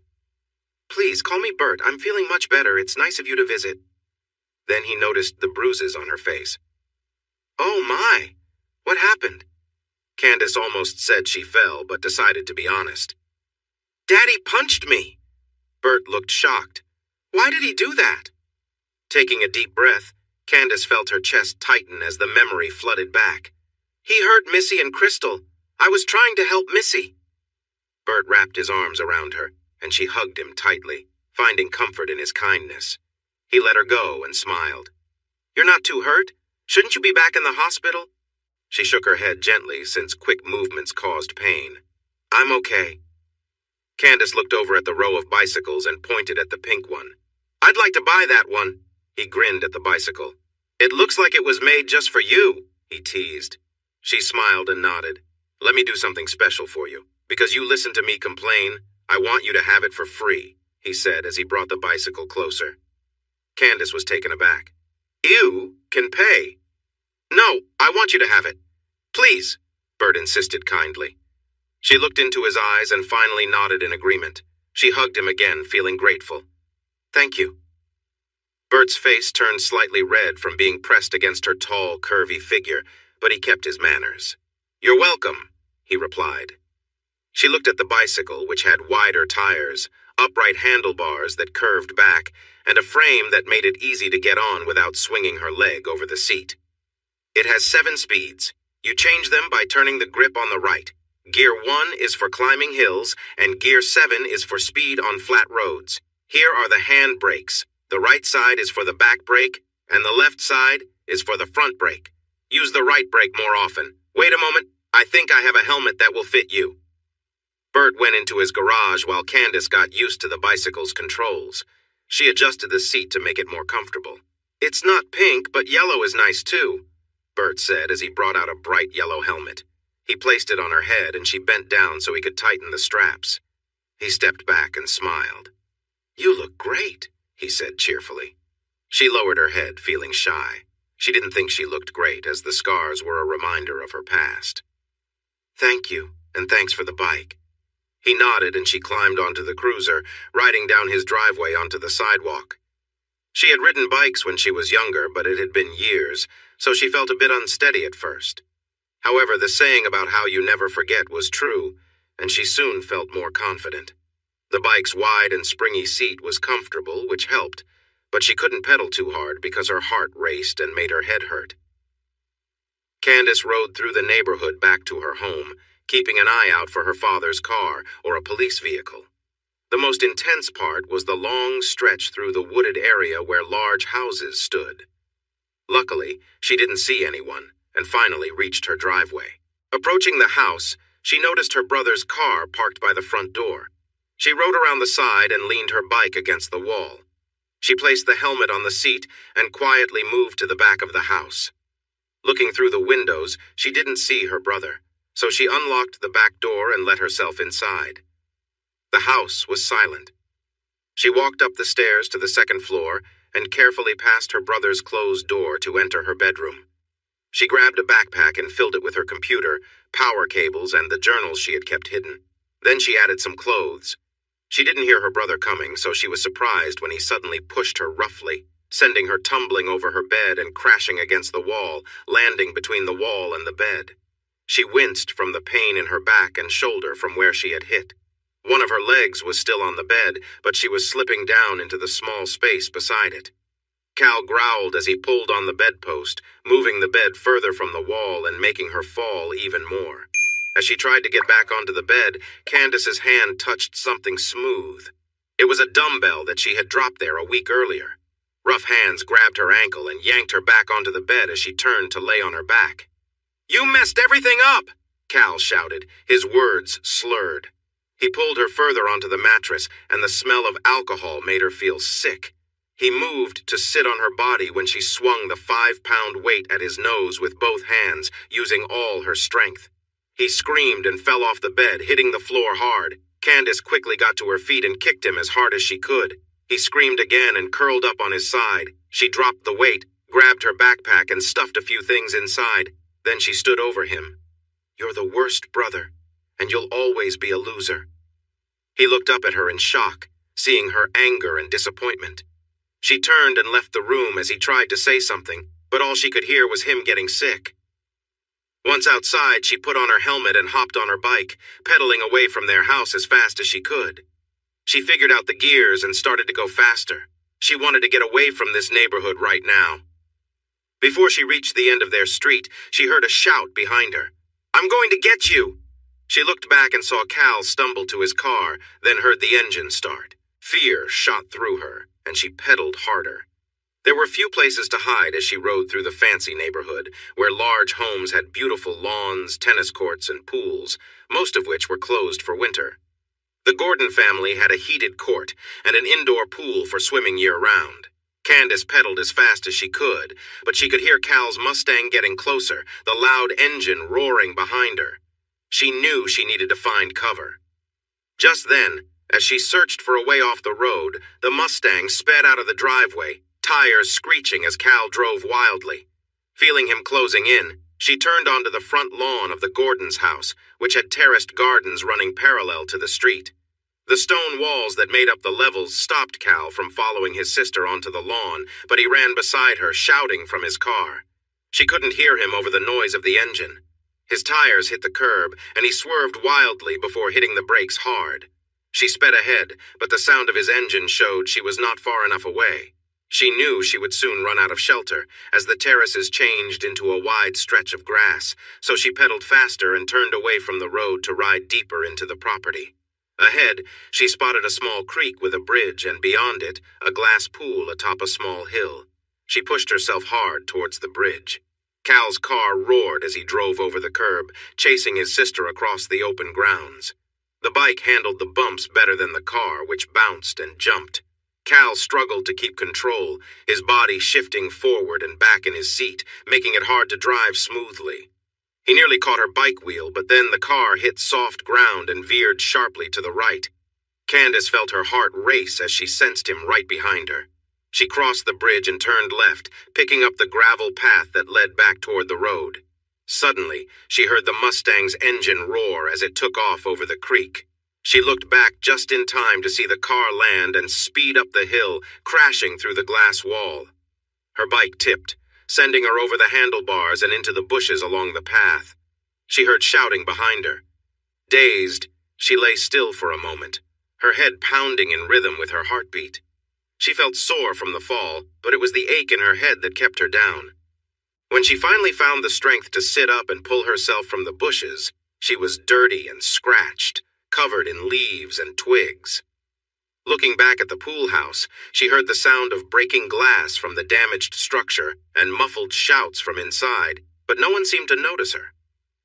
Cautiously, she picked up her bicycle and walked along the gravel path, limping from her scrapes.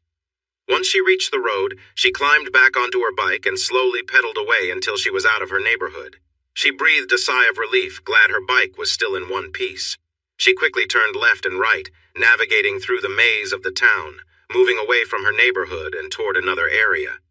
When she crossed the train tracks on Prentice Street, she remembered something a friend of hers, Crystal, had said about Greg living nearby. It made her wonder how anyone could manage high school. No.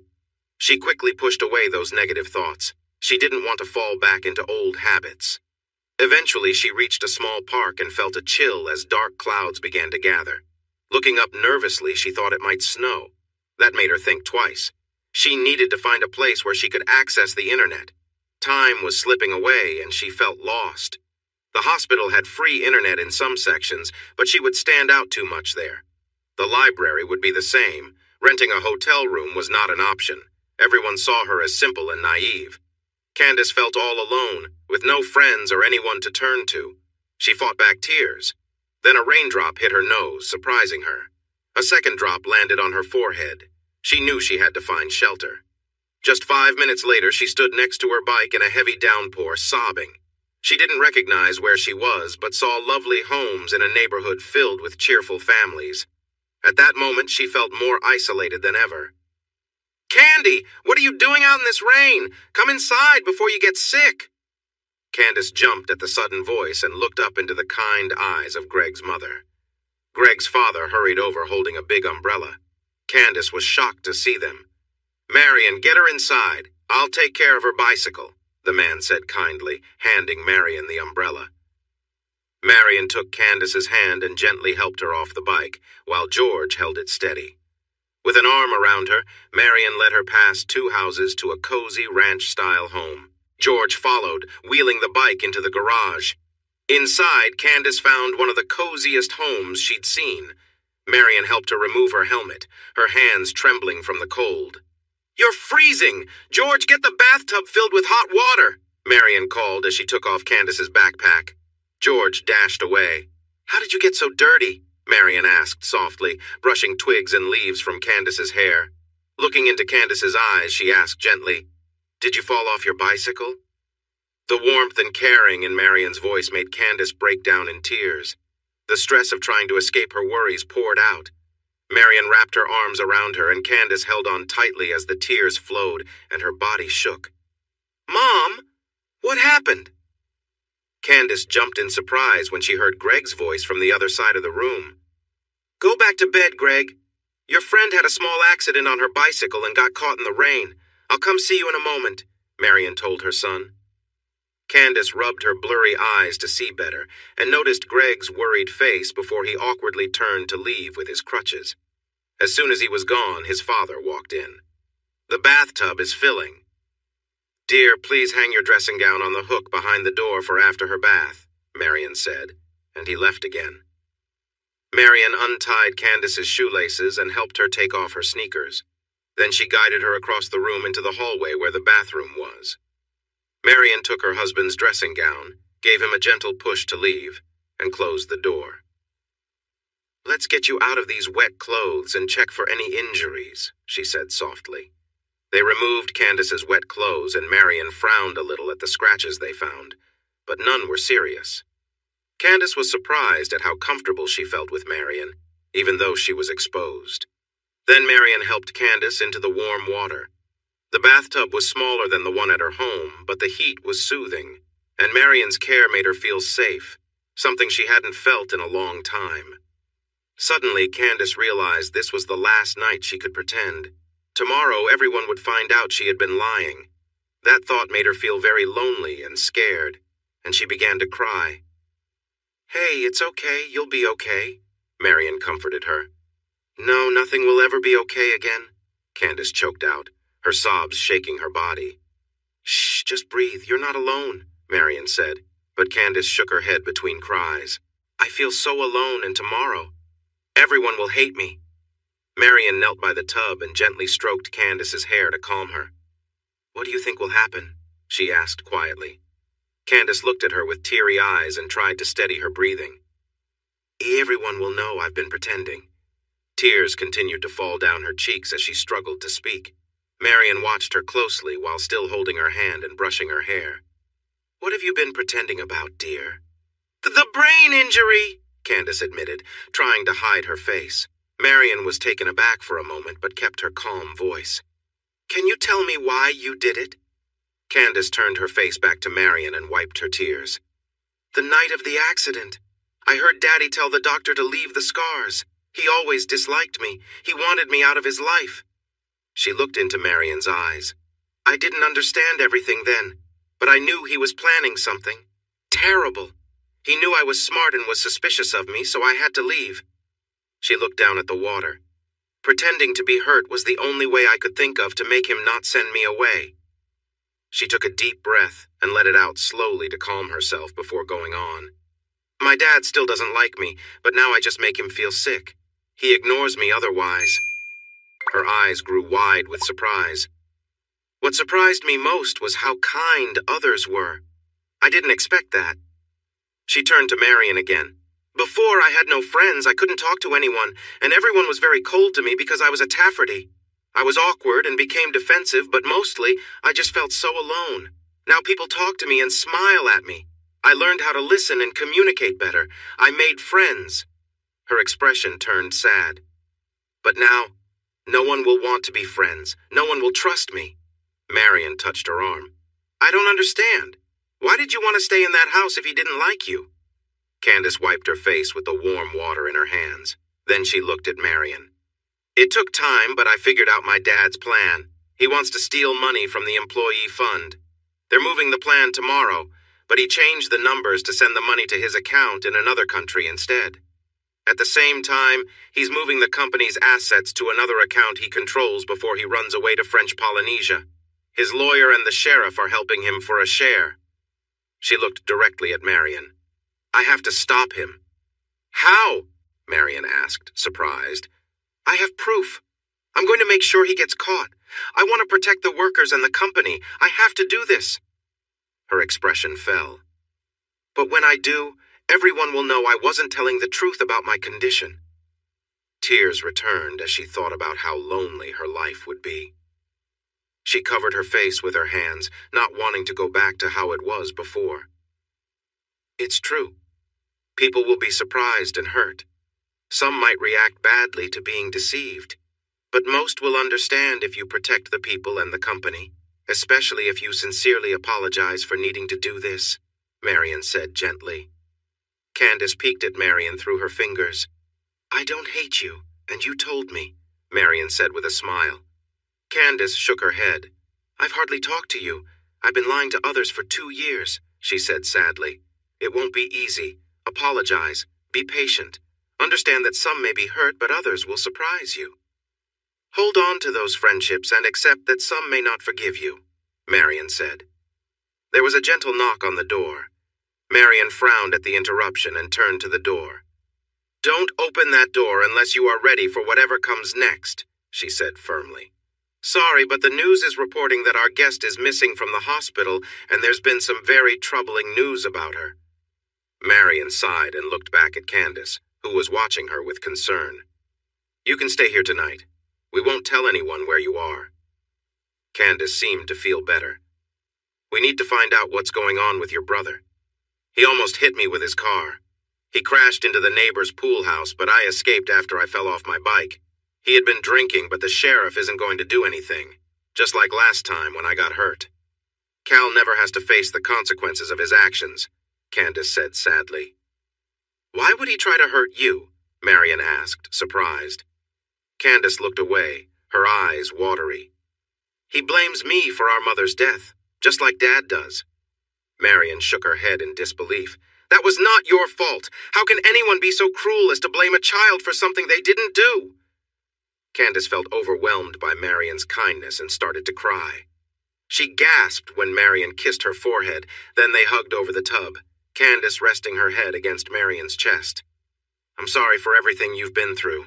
Remember, you're safe here with friends, Marian said gently, and Candace held on tightly while wiping her tears.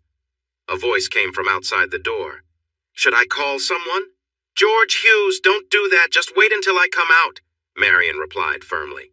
Oh, okay. Marian held Candace's face in her hands, tilting it gently to look into her eyes. You relax in the tub, and when you're ready, there's a towel there for you.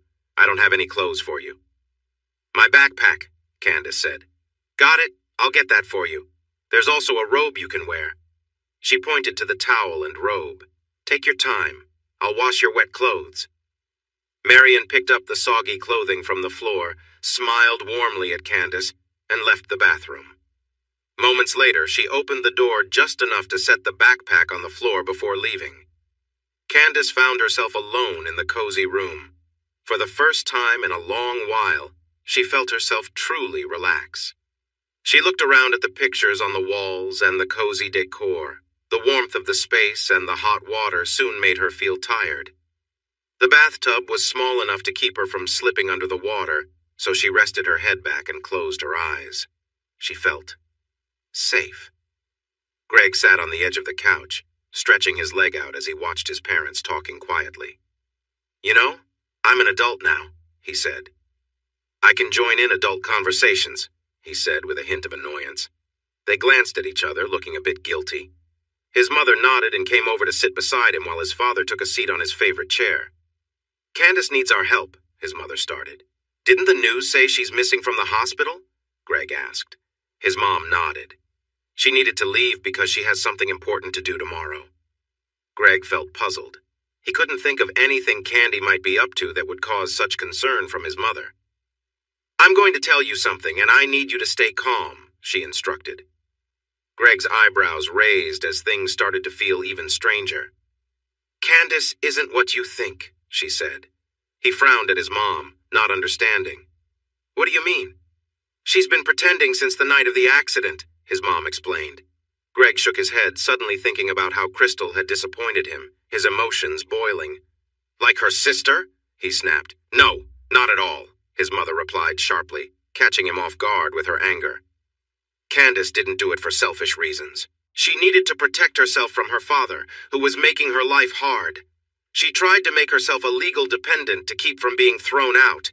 It sounds like her home life wasn't very good, with her father and brother treating her badly. "She must be really strong to handle all that," she insisted. "Shouldn't we contact the hospital?" George suggested. "No. No one can know Candace is here. Tonight, we are giving her a safe place to stay. Tomorrow will be a day to figure things out," their mother said firmly, locking eyes with her husband until he nodded. Then she turned to Greg, and he felt he had to agree. He had never seen her so passionate about something before. "Do you trust me?" she asked him plainly. "Yes," he replied without hesitation. His mother always told the truth, and she had a great instinct about people. Now he wished he had convinced Crystal to spend time around her so that she could have warned him about her selfishness. He realized he had been ignoring the signs regarding that beautiful woman. He was still confused about Candace's behavior, but he knew his mom was great at spotting trouble. He trusted her judgment. He sighed. "Where will she sleep?" he asked. His mom smiled proudly at him, and that felt nice. "Could she sleep in your bed?" she proposed, and he stared at her in surprise. "Not with you. You'd sleep out here on your father's recliner?" she added quickly. His dad chuckled as if he understood Greg's surprise. Greg shot him an annoyed look, which made his dad grin wider. "George set another place at the table for dinner." "That's Greg's job," the father complained. "Not while he's using crutches," Marion smirked. "In my day, we worked through broken bones." George sighed dramatically. "I took care of the cows, harvested the crops, fixed the fences, all while struggling to get around." His wife rolled her eyes. "You've never even broken a bone. The closest you've come to cows was seeing them on milk cartons, and the only crops you knew were the flakes in your cereal. Remember, I grew up on a farm, George." "Uh-ho. Full name alert, Dad. You might want to agree now to save yourself," Greg said with a smile. George huffed as he affectionately ruffled Greg's hair while heading to the kitchen to get utensils for their guest. His mother focused on Greg. "I changed your sheets this morning. You haven't messed up your room since you got home, have you?" Greg feigned shock. "How could I possibly make a mess in the 2 hours since I came back?" She laughed. "You've made a mess in less time than that." Pretending to be hurt, Greg responded, "Oh, you've wounded me, Mother. If you'll excuse me, I'll return to my room to make sure all my magazines are safely put away." His playful tone earned a chuckle from his mom, and his feigned irritation turned into a grin. Greg carefully stood up on his right leg and positioned his crutches. His mom stayed close to catch him if he stumbled. He looked at her. "I'm being really careful. Once I get better at this, I'll zip around the house."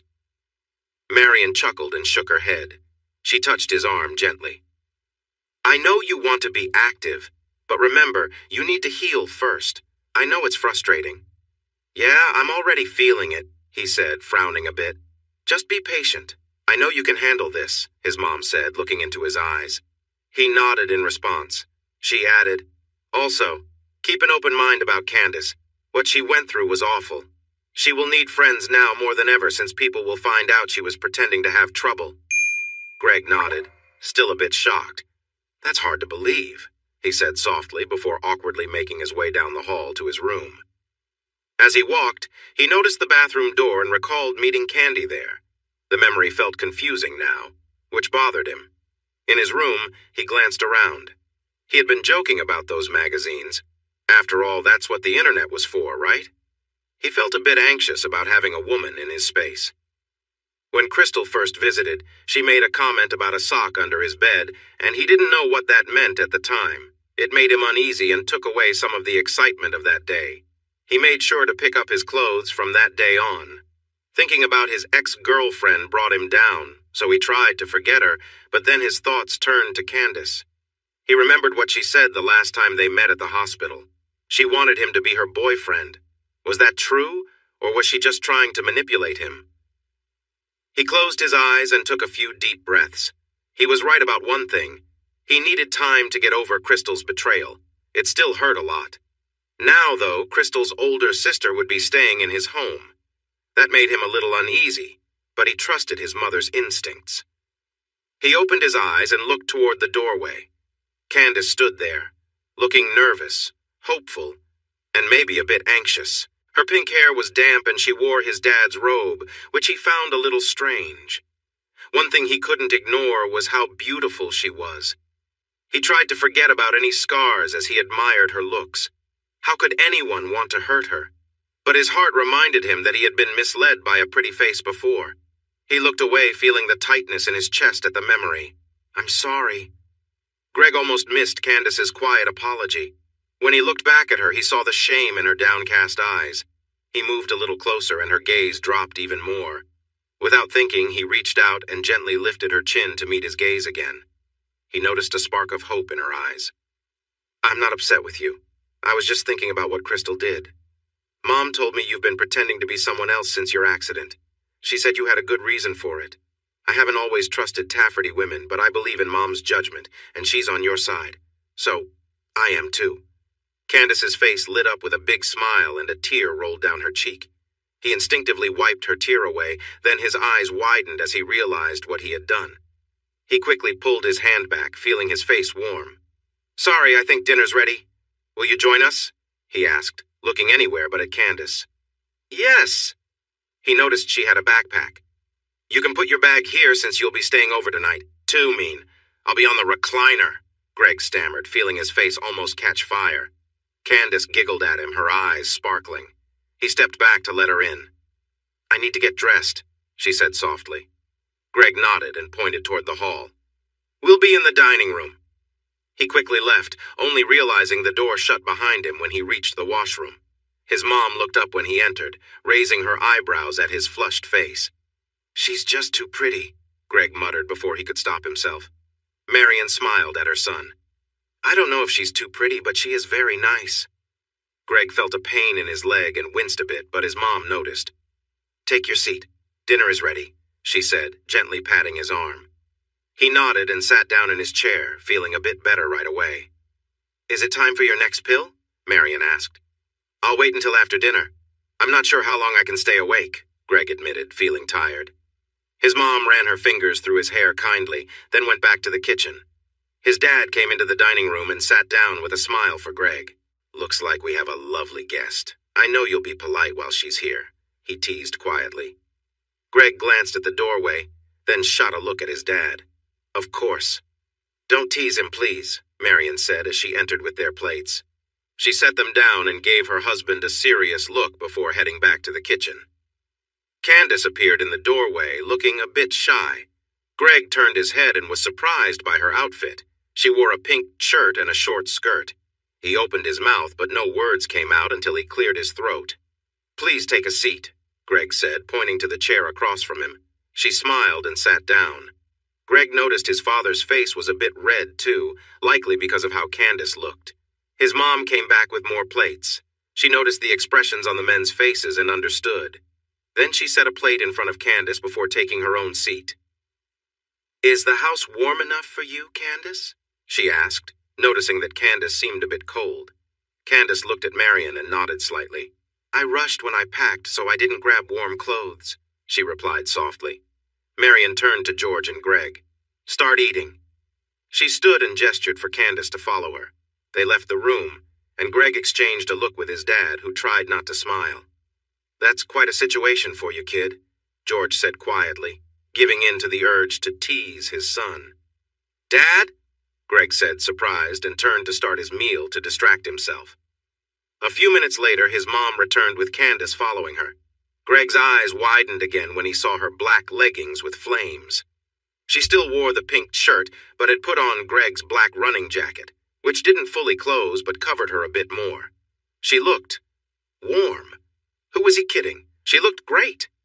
His mom noticed his surprised expression and raised an eyebrow. "You won't be using your running outfit for a while, and it's nice and warm," Marion said firmly. He jumped a bit when he looked at his mom. "No, it's just fine." Candace's worried smile turned into a happy one as she watched him. They all sat down, and Greg tried to focus on his meal. He noticed how good Candace looked in his favorite outfit. Now he wished he had chosen something more comfortable for himself, as he was feeling quite uneasy in his loose pants. They kept the conversation light, but Greg struggled to concentrate. His leg hurt, he felt tired, and Candace was so close by. He winced when pain shot through his leg and his mother stood up. "I think it's time for you to take your medicine, then you can relax in the recliner," she said. He nodded and pushed himself back from the table. When he looked up, he saw concern in Candace's eyes. He forced a smile, carefully got up, and went to the bathroom to brush his teeth. After that, he returned to the living room. His mother was nearby as he sank into the recliner and sighed with relief. Marion handed him the pill and a glass of water. He took it willingly, then leaned the chair back to stretch out. His mom covered him with a blanket and kissed his forehead. "Thanks, Mom," he said, feeling sleepy. "Sleep well, Greg." She watched him close his eyes before going back to the dining room. Candace looked tired too, but Marion had some questions. "Who are you going to report this to?" she asked. Candace looked back at Marion. "I've found an agent in the FBI who handles these cases. I will give him all the evidence I've collected and let him know what will happen. The transfer is set for 10 in the morning, but the money won't stay in the accounts your dad made. I've set up new accounts to make sure the funds go back to the pension and the company. Your dad won't have access to these new accounts. I'll notify the investment firm about them once the transfer is done. When your father finds out the money is missing, he might react badly. And with the sheriff involved, he may be looking for you. I think we need to take some precautions," Marion said, and Greg looked worried. "We should call in the state police," he suggested, and Marion agreed. Candace smiled at them, trying to fight off a yawn. "And that's your cue to get some rest, young lady," Marion said kindly. Candace smiled back. "I'm sorry for bringing you into this. I just don't have anyone else." Tears filled her eyes. Marion moved closer and hugged her gently. She whispered soothing words and kissed her gently on the forehead, making Candace smile. "Come on now, you. Get some rest, and we'll handle everything in the morning," Marion said gently but firmly. Candace nodded and allowed herself to be led down the hall to Greg's room again. "We'll see you in the morning. Sweet dreams," Marion added. Candace managed a small smile and a nod, feeling too tight in her throat to say anything. Once the door was closed and the room was lit by a soft desk lamp beside the bed, Candace looked around. This was the first boy's room she had ever stayed in. She breathed in and noticed Greg's warm scent, which sent a little thrill through her.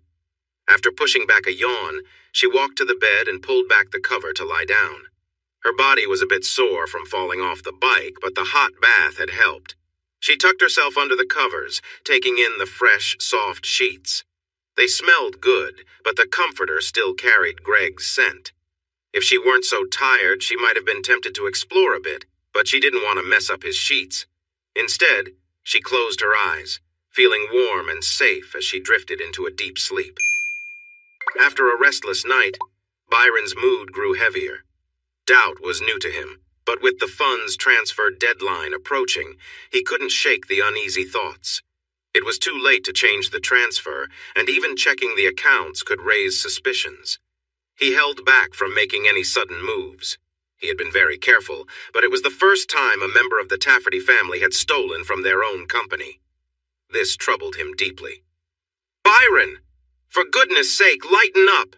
You're making me anxious and the situation is tense enough," said Byron's lawyer, Preston Mathers. Just then, Sheriff Todd Winslow walked in, looking serious. Preston turned to him in confusion. "What's going on with you?" Ignoring Preston, the sheriff faced Byron. "Your son has died." "What?" Byron said in shock. Todd continued. He lost control of his car and crashed onto the Gordon estate, barely making it out of the car before drowning. He also hit Hal Gordon's wife, Belinda, while driving through the wall. She's in the hospital with some broken bones. Fortunately, she survived. Hal is very upset. Byron's mind raced. The timing felt too strange. He would be expected to stay for the funeral, and he had plans to leave today. Thoughts of his son driving recklessly filled his mind. He knew Cal struggled with drinking, but this was too much. The sheriff added, "We still can't find your daughter. She left the hospital yesterday and has vanished." Where would she go? Byron turned to the man beside him. "Like I know what goes on in the mind of someone simple." "It's time," the man said firmly. Byron and Todd looked at Preston, who was pointing to his gold watch. Byron shot a condescending look at the sheriff, opened his laptop, and went to check his offshore accounts. He logged in and clicked on the summary page. He felt relief wash over him as he saw the account balances. One was from his pension, and the other was his business funds. A smile spread across his face. He was very wealthy. He shared a smile with his partners, who looked relieved too. "Now it doesn't matter what happened in the Gordon's pool, does it?" Byron said with a smirk. Todd chuckled in agreement. Preston was looking at the screen with worry. "Byron! The money!" Byron frowned at Preston's shocked face and quickly looked back at the screen. His smile vanished as the balances now showed 0. "What?" He refreshed the page, but it still didn't show any funds. He stared blankly at the screen for a moment, then tried logging in again. This time it said his password was wrong. He double-checked and typed it slowly, but still received the same message. "What is going on?" Todd shouted at Byron, whose face was turning red. "I can't access my account," Byron said, his voice shaky as he tried to figure out what was happening. "I didn't put up with your nonsense for all these years to be cheated on the day I was due to get paid. I want my money," the sheriff yelled angrily. Byron snapped back. "The money is gone! Someone took it!" Todd laughed harshly. "I don't believe you. You've planned this to keep it all to yourself," he accused, pulling out his gun and aiming it at Byron. "You need to give me my money now." "I can't get into the account," Byron replied sharply. "You have personal accounts, and my fee just doubled to $5 million. Get to your bank and send the money," Todd said firmly. Byron, feeling frustrated, logged into his bank website only to find out that his accounts had been frozen. He was instructed to visit the branch to sort it out. Shock crossed his face. "Unbelievable," he murmured quietly. "Don't you dare tell me there's no money," Todd yelled.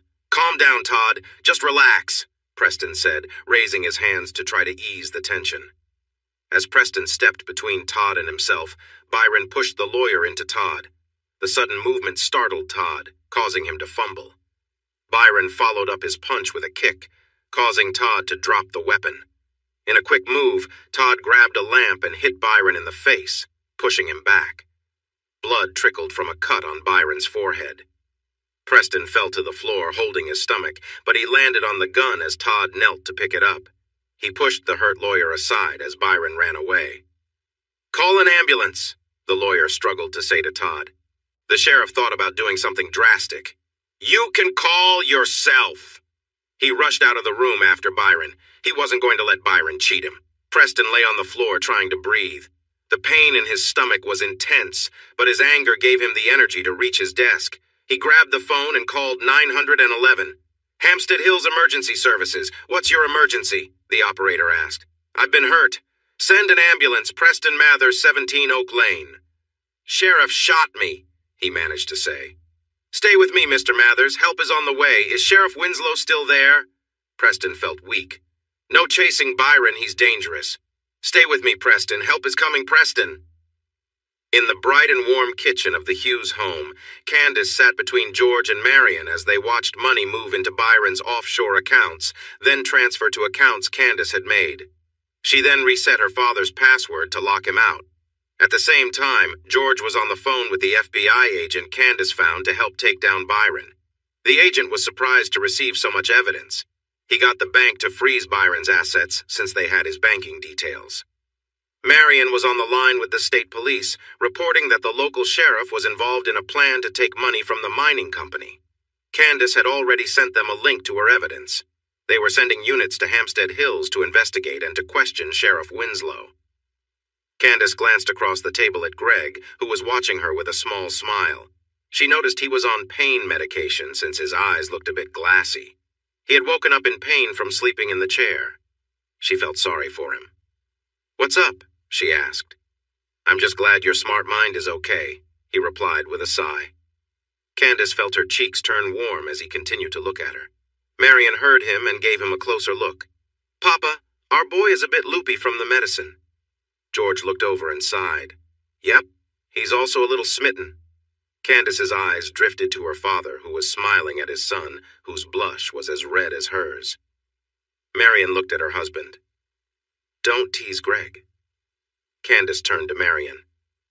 "I need to call Mr. Bagley at the investment house that takes care of the employee pension fund. He might be worried since the funds haven't been transferred into the new pension plan yet." Marion nodded, and Candace dialed the number. After letting it ring 6 times, she heard a noise as the man fumbled the phone. "Hello?" he said, sounding short. "Mr. Bagley, this is Candace Tafferty." "Candace? Oh, Candy! This isn't a great time to talk. Daddy took money from the employee pension fund, so you didn't get the funds for the new package." There was silence on the other end. Then, Candace heard some gasping, so she hurried on. "It's okay. I made sure he couldn't take the money. It's ready to be put into the new account. Can I confirm the account number with you?" she asked. "Who is this?" he said. "It's really me, Mr. Bagley. Can I read you the account details?" she said. They said, "I know. I'm really sorry. I had to pretend so I could find out what Daddy was planning. I had to stop him." "My goodness. You really have the pension funds?" he asked, sounding hopeful. "Yes, sir." "Can I confirm the account?" she asked again. Yes, please," he rushed. Candace slowly read the numbers, and when she finished, she heard him sigh. "That's right, Candace. I'm transferring the funds now," she said, and started the account-to-account transfer. Soon, her screen showed that her pension fund balance was 0. "It's done!" After a moment of silence, several people gasped in relief. "Thank you, Candace. I don't know how you did it, but thank you. What started as one of the worst days is now much better," Bagley said. "I'm happy to hear that. Now I need to call Mr. Stevens since Daddy also took money from the company. That needs to be returned as well." "How could he do this?" the man asked angrily. "He was planning to leave for an island in French Polynesia. I canceled his flight tickets too. He can't go because the FBI wants to talk to him." Mr. Bagley laughed. "You are amazing, Candace. Thank you again." "You're welcome. Goodbye," Candace said and hung up, smiling broadly at Marion. "That feels good, doesn't it?" her mom asked. "Very good. I'll make the next call." She found it harder to get Mr. Stevens to listen. He was upset when he found out they had no cash in the bank. She carefully explained what happened and transferred the money back into the account. After he saw the correct balance, he became much friendlier. Candace sighed. "The company needs a new policy for handling these transactions. Even someone like a Tafferty shouldn't be able to take that much money without proper approvals," Candace suggested. "But it's Byron's company," Mr. Stevens said. "Not for long," Candace replied. "Good day." Candace leaned back and relaxed. George was speaking softly with their FBI contact. After hanging up, he smiled at the group. "A team of investigators will be here later today." "What's left to do?" Marion asked. "I'd like to visit the hospital to see how Missy and Crystal are," Candace replied, looking at Marion.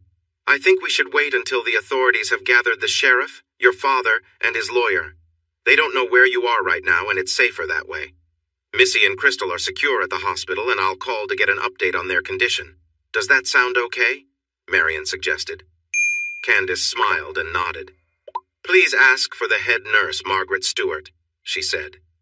Marion put her phone on speaker, dialed the hospital, and requested Margaret. The call was forwarded, and Marion heard the head nurse's voice, which sounded a bit distracted.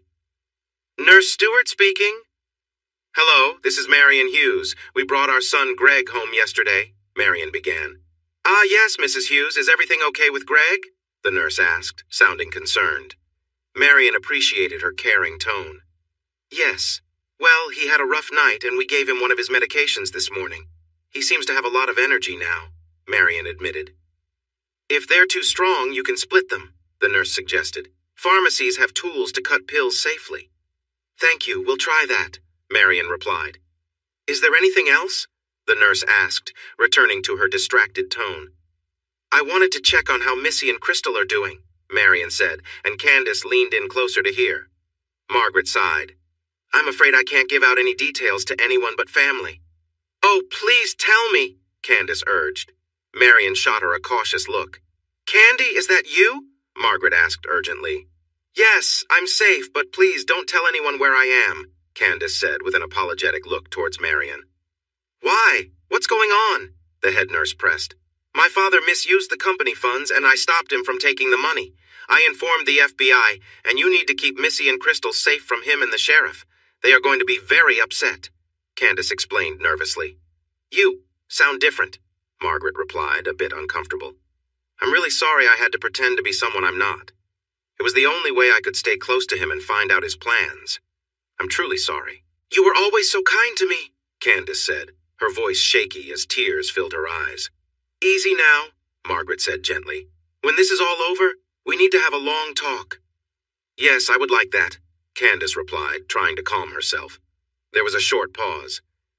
I'll ask one of our security staff to keep an eye on your mom and sister. They're both recovering and will be with us for a few more days. Thank you, Candace replied. I need to check on my patients. I'll talk to you later, Margaret said, then ended the call. Marion hung up and looked into Candace's eyes. No more calls until the culprits are caught. Candace nodded. She hoped they would be caught today. She really wanted to talk with Margaret. Byron hurried into his family home. He glanced at the portraits of his ancestors lining the walls. They seemed to be watching him with disapproval. Forget them! He rushed to his office, knowing he was short on time. The knife he had used on the sheriff's tire would slow things down, but he knew Winslow would arrive soon. He needed to grab the cash from his safe and his travel bag before leaving town. Something had gone wrong with his plan, but he would figure it out later. As he opened the safe, he froze. He remembered putting $20,000 in there a week ago. Then he recalled that Cal had been in his office when the safe was open, trying to convince him for more allowance. That careless kid must have taken the money while he wasn't looking. He grabbed his handgun and a box of bullets from the safe and tucked them into his jacket. Cal might have hidden the stolen money in his room. The boy was not very bright after all. Grabbing his travel bag, he dashed up the stairs.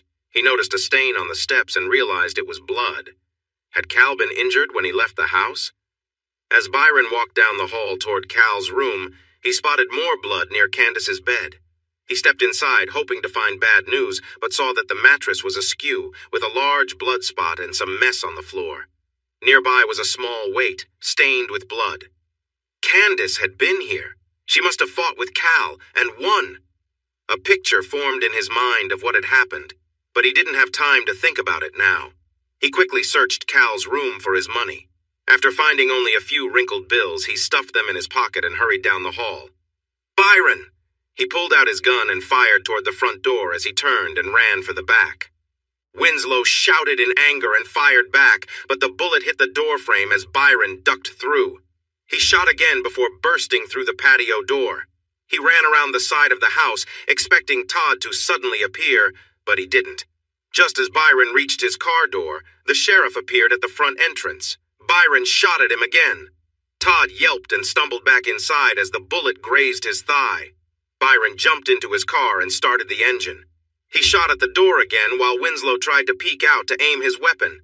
Sirens were getting closer, so Byron drove onto his lawn and headed toward the fence on the far side of his property. There was a path behind it, and he planned to use that to escape the neighborhood. A bullet shattered his back window when the sheriff made a lucky shot.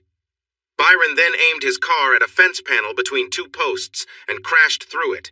He turned the wheel quickly to get back on the narrow path and sped away. He knew he needed to find another car since his was now too noticeable.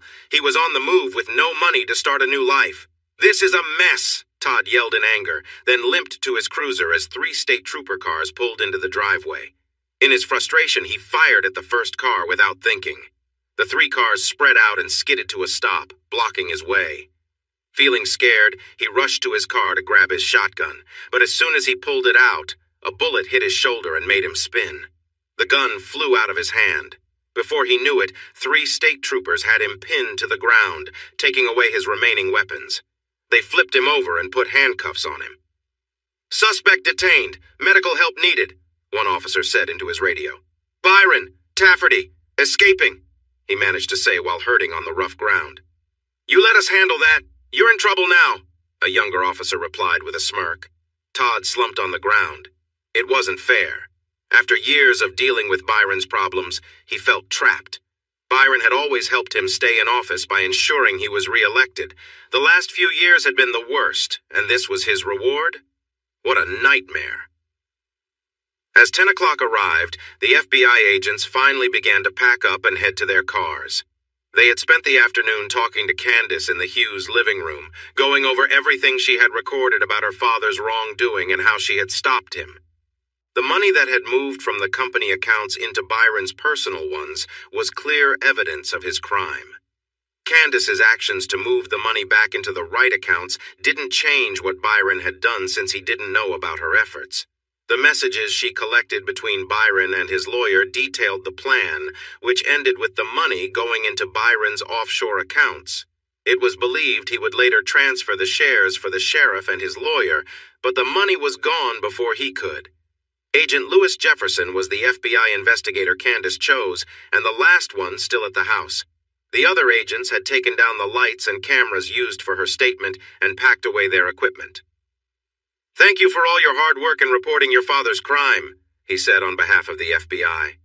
"I'm really sorry for what you went through, but it shows what a strong young woman you are," Lewis said, as he shook her hand.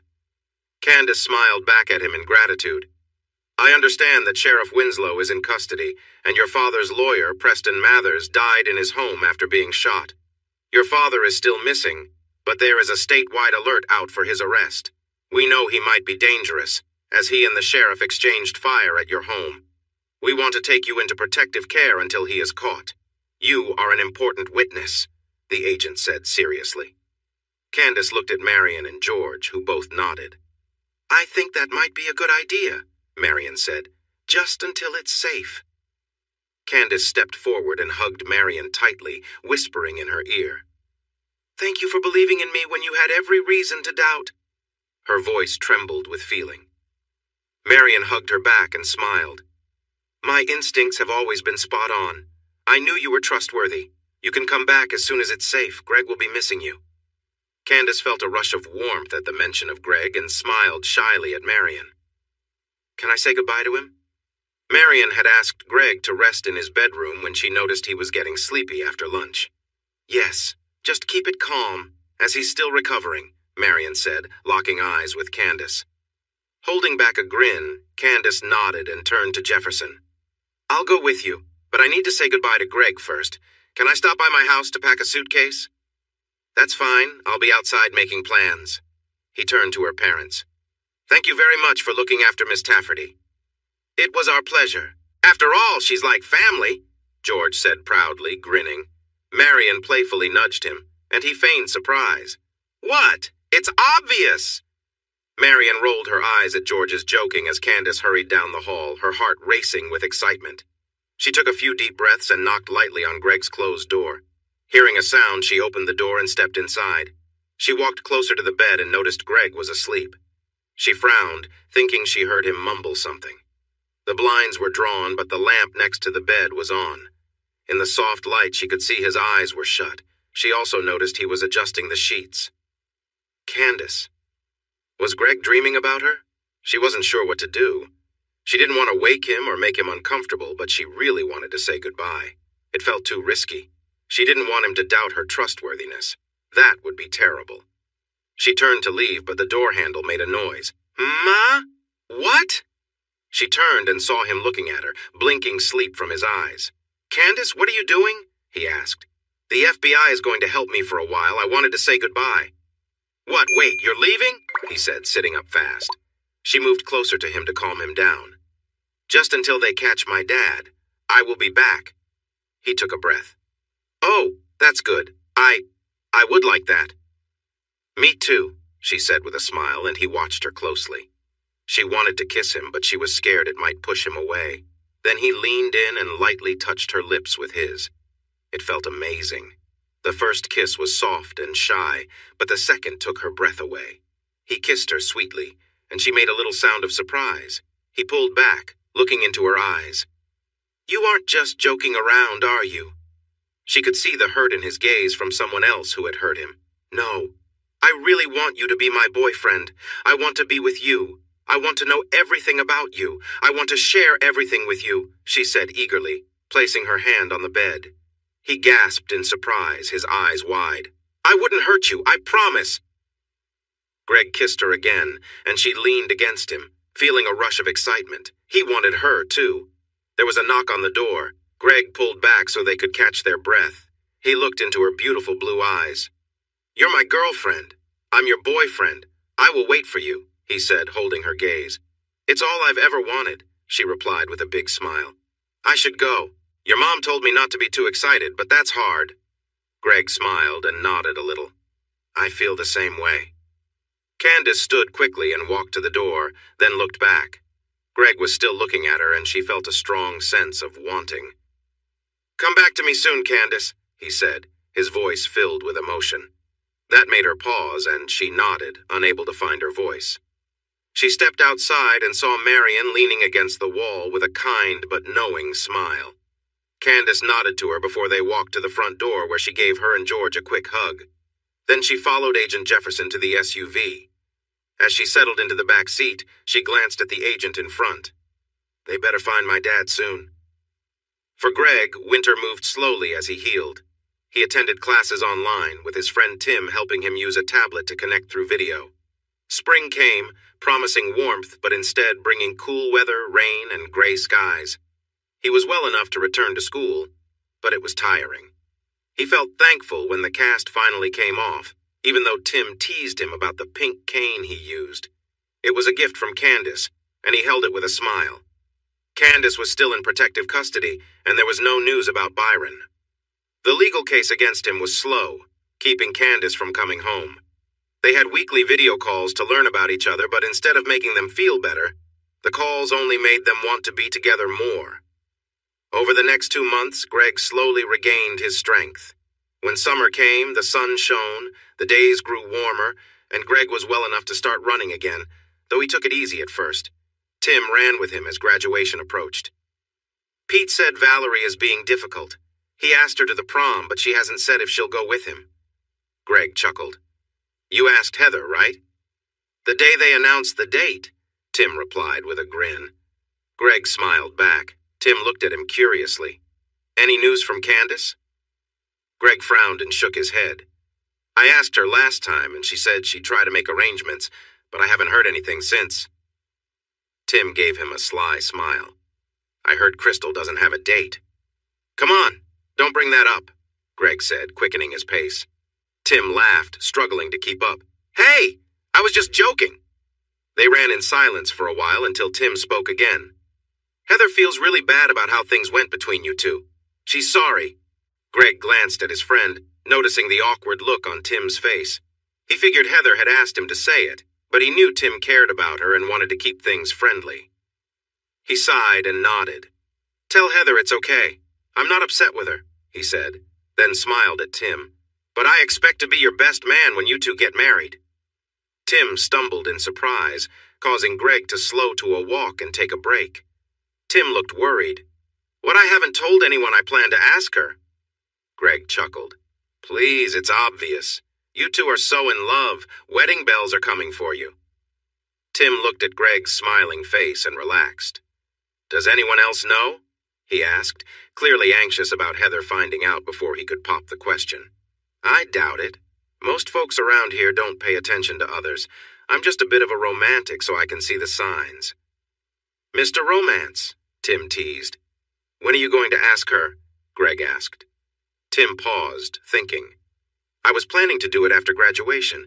We were going camping and... He stopped when he noticed Greg's disapproving look. Is there anything stopping you from asking sooner? Greg pressed. No. I have the ring. Don't you think Heather would love to share this news with her friends at prom and before graduation when everyone goes off on their own paths? Greg asked. Tim paused, realizing Greg was right. Heather would enjoy that. Wow, I didn't think of that. You really know how to be romantic. Greg shrugged with a pleased smile. They turned and headed back. As Tim returned to his thoughts about how he'd propose later, he noticed that Greg didn't look happy. He suddenly understood that Greg's earlier comment about people being unaware also included him. He felt bad for not noticing how his friend felt. I really hope Candace can come to prom. Greg looked at Tim in surprise and noticed the concern on his friend's face. He smiled. Thanks, Tim. So do I. Everling's banquet hall was decorated beautifully for the night. The graduating class wore lovely party dresses and neat suits, and the music was already inspiring some guests to dance. For many, this was a chance to show how great they looked and how ready they were for the future, even if they were still young. Many would be heading off to college, some far away, so tonight was also about saying goodbye. Tim and Heather were surrounded by their friends. Heather was radiant as she showed off her sparkling engagement ring. No one was surprised, but everyone was thrilled to see it happen. The football team was there, some looking a bit awkward in their rented suits, but their dates made up for it by looking stunning in their dresses. The ladies seemed to shine even brighter next to the boys in ill-fitting black suits. When Crystal Tafferty arrived, everyone could see she looked beautiful. Her green dress sparkled under the lights, drawing attention. Sadly, not everyone watching was smiling. The Tafferty name had suffered lately because of Byron's problems. Many people could have faced tough times because of that one mistake. Families could have lost jobs and savings, and some kids might have worried about not being able to go to college. Crystal faced judgment because of her connection to Byron, even though she had nothing to do with his actions and was hurt by them. Then there was her past with Greg, which the school knew all about. It had become a well-known story, much to Greg's embarrassment. Tim noticed the redhead near the entrance looking more and more uncomfortable with the unfriendly looks she was receiving. He sighed, getting ready to help her, but then he froze. Standing at the entrance was a sight in pink. Tim heard Heather gasp softly as she spotted Candace Tafferty as well. The tall woman wore a dress that hugged her shape and showed a bit of her neckline, though some of it was covered by her soft pink hair. Tim smiled as Greg walked into the hall and stood next to Candace. He wrapped his arm around her back, and she smiled at him shyly. They shared a sweet kiss, showing everyone they were together. Greg wore a very stylish suit that looked much nicer than the ones his friends had on. It fit him just right. Tim knew from their runs that Greg's leg was healed, and he was getting back in shape. The couple moved further into the hall, surprising everyone as they stopped next to Crystal and smiled at her. When Greg offered his arm to her, some gasped in surprise. Crystal looked surprised too, but she softly accepted his arm. They paused for a photo with Greg standing between the two women before joining Tim, Heather, and the others. "Good evening, everyone," Greg said with a big smile while the group stared in shock. He continued, "I'd like you to meet my girlfriend, Candace." Everyone's greeting was much more lively as Candace nodded and smiled happily yet shyly. Greg turned to Crystal, who looked up at him with nervous blue eyes. "You all know my friend, Crystal. I hope we can move forward without any hard feelings," Greg said, looking into the eyes of his teammates and their dates.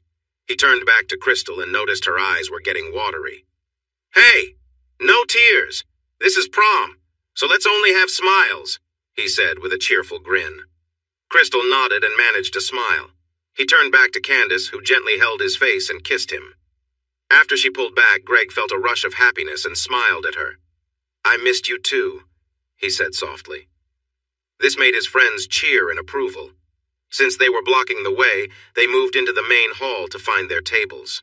The decorations were lovely, and the dance floor looked inviting, making Greg excited for the night ahead. When Candace arrived at Greg's house later that afternoon, he was waiting by the door. He quickly hugged her and kissed her. They held the kiss for a long time, and when they pulled away, they both grinned widely. That's when he noticed her 2 garment bags. One was for her prom dress, and the other was a suit for him. She remembered how handsome he looked when he came into the living room wearing the suit. His mother, Marion, was there and rushed to hug her son, who seemed so grown up. She took some pictures to send to George, who was on a business trip in Belgium. Candace borrowed his room to change into her dress, and then Marion fussed over her and took photos of them together. Candace could see the longing in Greg's eyes, and it made her feel a mix of warmth and excitement. After saying goodnight to Marion, they hopped into the waiting limo, which drove them to her house to meet Crystal. Candace felt a bit anxious about this part of her plan since Greg and Crystal had a history. During their talks, Greg had said that Crystal mattered to Candace, so he was willing to forgive her, but he hoped for a sincere apology. Candace assured him that she would make sure her little sister owned up to her mistakes and apologized properly. This made Greg feel better. Candace's own prom had not gone well, but she loved being at Greg's. They danced and had fun with his friends, filled with laughter and excitement for the evening. As the party came to an end, Candace and Greg told his friends that the celebration would continue at her house for anyone interested. Tim, Heather, Valerie, and Pete decided to join, while the others had other plans. Greg, Candace, and Crystal got back into the limo, with the others following in their cars. They arrived at the mansion, and Candace led everyone inside. Tim looked around at the family portraits on the walls, his eyes wide. "Wow, this is impressive," Crystal laughed. "Yes, our mom plans to donate them to the local museum." Pete noticed something missing. "Where's the painting of your dad?" Crystal shook her head. "Thank goodness there isn't one." Missy appeared at the doorway with a smile. "I heard my name, so I wanted to say goodnight before heading up," she said as she made her way to the grand staircase leading to the second floor. "Good evening, Mrs. Tafferty. We promise to keep it down," Tim said politely. "Please call me Missy. Don't be concerned about the noise. This big house could use some life." She laughed and waved off their worried looks. "Enjoy yourselves." With a forced smile, she headed upstairs. Candace watched her go with a hint of sadness, and Greg held her hand, bringing her back to him. She hugged his arm tightly.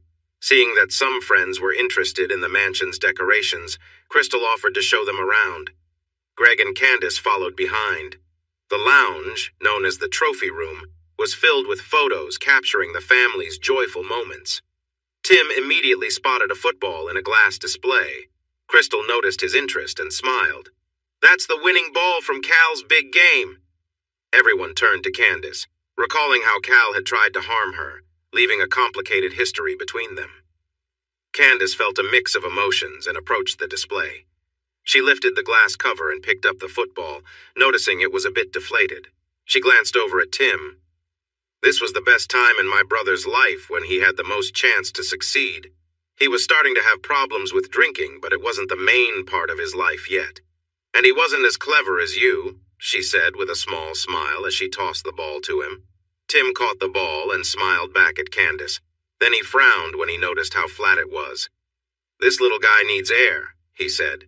Candace smiled again. "There's a ball pump in the garage hanging on the back wall." Pete smiled and hurried off as Candace pointed him to the last door in the hallway. They looked at the pictures on the wall while Crystal read the captions. Many were photos of new mines opening. Crystal smiled as she pointed to an old black and white photo of some men in front of a mine entrance. This one was the first mine the Tafferty family opened, which began their business. It closed years ago, but I remember visiting the museum before it shut down, too. "Who runs the company now that your dad is away?" Valerie asked carefully.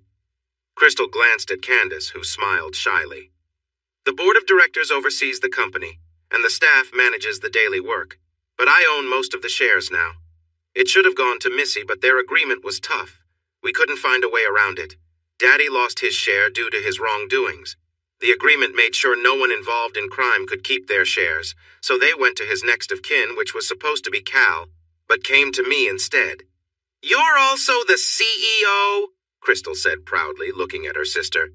She's too modest to say the board chose her to take over Daddy's job after she insisted they change the rules to prevent this from happening again. Greg looked at Candace in surprise. She smiled at him shyly and bit her lip. That's incredible, he said with excitement. Is this what you wanted to do? Her smile grew and she nodded. There is a lot of good we can do for the community that the company used to support but stopped after my mother passed. Daddy lost interest in helping after that. Pete came back with the pump and helped Tim inflate the game ball until it looked good again. They continued the tour and ended up on the deck behind the building. Beyond it was the pool, a garden, and a large lawn. That's a lot of lawn to mow, Tim said. Yeah, it's almost big enough for a football field, Pete replied excitedly, then raced off into the shadows. Tim exchanged an amused look with Greg, then shook his head. Suddenly they heard a loud noise, and seconds later, Byron surprised them by stepping out from the shadows of the pool house and walking toward them quickly. He approached them with tension in the air. He did not seem well. His hair and beard had grown wild, and his clothes were very dirty. Even from a distance, he had a bad smell. His eyes showed a wild rage as he confronted Candace. I knew you would show up eventually, he said with a grin, gripping his weapon tightly. You've been hiding out? Greg asked, trying to think of a way to keep Byron from harming Candace. No. I heard she was at Everling's banquet hall, so I came here to settle things, Byron snapped, finishing with a harsh grin. I'm surprised you still have pals in town given how you treated people, Greg said as he moved between Byron and Candace, making the older man growl. Tim pulled back his arm and threw the football at Byron's head. It hit him with a loud doink! Byron stumbled, his head snapping to the side, but he stayed upright and still held his weapon. The football bounced off Byron's head and flew toward Greg, who grabbed it out of the air and held it close. Seeing Byron's gaze shift toward Tim, Greg moved away from Candace and Crystal to draw Byron's attention back to him. Hey! Greg shouted. I catch everything, even a lousy throw, he said, tossing the ball in the air. Byron shook his head, trying to see clearly, and swung his weapon at Greg just as Pete charged in from behind. The weapon fired loudly and the football burst. Pete tackled Byron to the ground, and the older man hit his head hard on the patio. Tim jumped in and stomped on Byron's wrist, making the weapon slip from his grip. He looked at Byron and saw he was unconscious. He kicked the weapon away and turned to Pete. That was a lot tougher than I thought, Pete groaned. Blood covered his shoulder and he had a small cut on his ear. Valerie rushed over to check on him. Heather was on the phone with the police. Tim ran to Greg, who was looking at a rip in his sleeve with alarm. Greg took off his jacket, revealing a small cut on his shirt where the bullet had grazed him. Candace helped Greg take off his shirt, and the injury was only a surface scratch. Greg looked at Tim with a shaky smile. 'Tis but a flesh wound. Sirens sped up to the mansion, and Missy followed the state troopers through the house to the back patio door where they took charge of the situation. The sheriff's team had been investigated and let go, so the town depended on the troopers for now. I heard a loud noise, Missy exclaimed as she looked in shock at Byron on the ground. She gasped in alarm at Greg's injury and hurried over to him. Her eyes grew wide as she noticed his hurt arm. Candace smiled at Missy's embarrassed look and the guilt she felt for staring at her boyfriend. Medics arrived and quickly checked the injured. Byron had a broken wrist and was still unconscious from hitting his head. They wrapped Greg's arm, told Pete to come with them to the hospital, and left with Byron on a stretcher, accompanied by a trooper. Good job. That throw really surprised him, Greg said to Tim with a raised eyebrow, falling into their usual banter from the game field. The tall blonde grinned and nodded. Yes, it was a good throw. Your catch was excellent, too. Greg tipped his head to his friend. Thank you. They looked over at Pete, who, despite the pain in his ear, wore a big, happy grin at being part of their playful chats. Nice tackle, Pete, Tim said calmly. Definitely, Greg added. Pete chuckled but quickly regained his composure. Thank you, gentlemen, he replied, mimicking their polite words. The ladies watched them with puzzled and surprised faces. Tim reached out a hand to Heather and she quickly joined him. I think we'll head home now that things have settled down. It was a lovely evening. Greg nodded with a smile as he took Candace's hand. She moved to his side and he looked at his friends. So nice of you to join us. Valerie picked up the game rules and nodded to Pete, who smiled at his friends. It was a night to remember, he said. Everyone burst into laughter as the tension finally lifted. Smiling, they walked back inside and headed to the front door. After hugs and handshakes, Greg's friends said their goodbyes, though Pete and Val would stop by the hospital first. "Can you tell us what that was about at the end?" Candace asked. Greg smiled and nodded. "Tim and I came up with it while playing football. If things got too rough, we would start speaking like gentlemen after each play to help us calm down and remember to behave. It relieved the stress and helped us think clearly." He pointed toward the backyard. "That was quite intense. It felt like the right time to use it." Candace threw her arms around Greg and gave him a quick kiss. When she pulled away, he smiled at her, feeling a bit dizzy. "You saved my life tonight," Candace said firmly. Greg shook his head gently. "It was a team effort. Tim knocked him down and Pete helped. I just distracted him."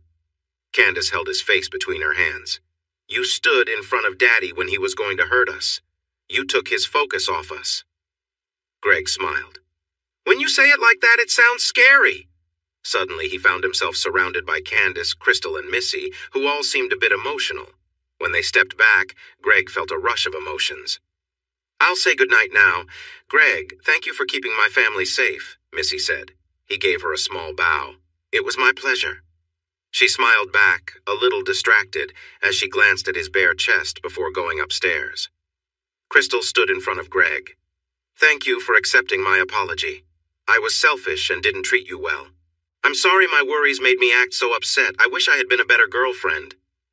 "You're forgiven. I'm glad to see you owning up to your actions," he replied with a smile. She nodded with a sad smile. "Good night," she said as she walked away. Now it was just Candace and Greg. She took his hands in hers. "I've been looking forward to this night for so long," she said with a shaky voice. Greg felt nervous too. "Are you sure it's okay for us to be up here? What if they hear us?" Candace smiled eagerly. "Do you think we'll be loud?" He returned her smile. "I hope so." She went up the stairs, pulling Greg along behind her. When they reached her door, she looked back at him nervously before leading him inside. He stepped into the room as she closed the door. A desk lamp provided a soft light across the space, showing that the large room was nicely decorated, but had a touch of mess, like a skirt on the floor. He smiled and said, "It's you. So lovely." Candace stepped into his arms, and they shared a deep kiss that left them both breathless when she finally pulled back. She gently guided him toward the bed, and he accidentally stepped on the skirt. Glancing down, he noticed a stain on the carpet. She looked down too and gasped, then quickly looked back at him. "What is it?" he asked. "The carpet wasn't cleaned after Cal attacked me, so it got stained. He fell there when I defended myself," she said quietly. Greg lifted her chin to meet her gaze. "I'm sorry you had to handle that, but I'm proud of you for standing up to him. He picked his own ending." "I'm so thankful you joined us," he said with warmth. Candace pulled Greg onto the bed. They landed softly in each other's arms and rolled to the middle. Greg ended up on top and smiled down at her bright face. She felt different from her sister, more lively beneath him, which he liked. He glanced down and grinned. "Wow," he joked. She laughed, seeing the joy in his eyes. It was clear he appreciated her. "I think we have too many clothes on," he said, and her eyes sparkled with excitement as she nodded. He moved down her body slightly, giving her a quick kiss on the shoulder. Candace gasped, looking at him with eager eyes as he knelt at her feet. Greg's chest was already bare, so he unbuckled his belt. Candace slid her hands under her dress, unzipping it and pulling it down from her shoulders. She wiggled until it came off completely. She stopped when she noticed Greg was still staring. His eyes were wide as he took in the sight of her in her pretty clothes. Greg had gotten rid of his pants and was now completely uncovered. Candace took a moment to admire his fit body.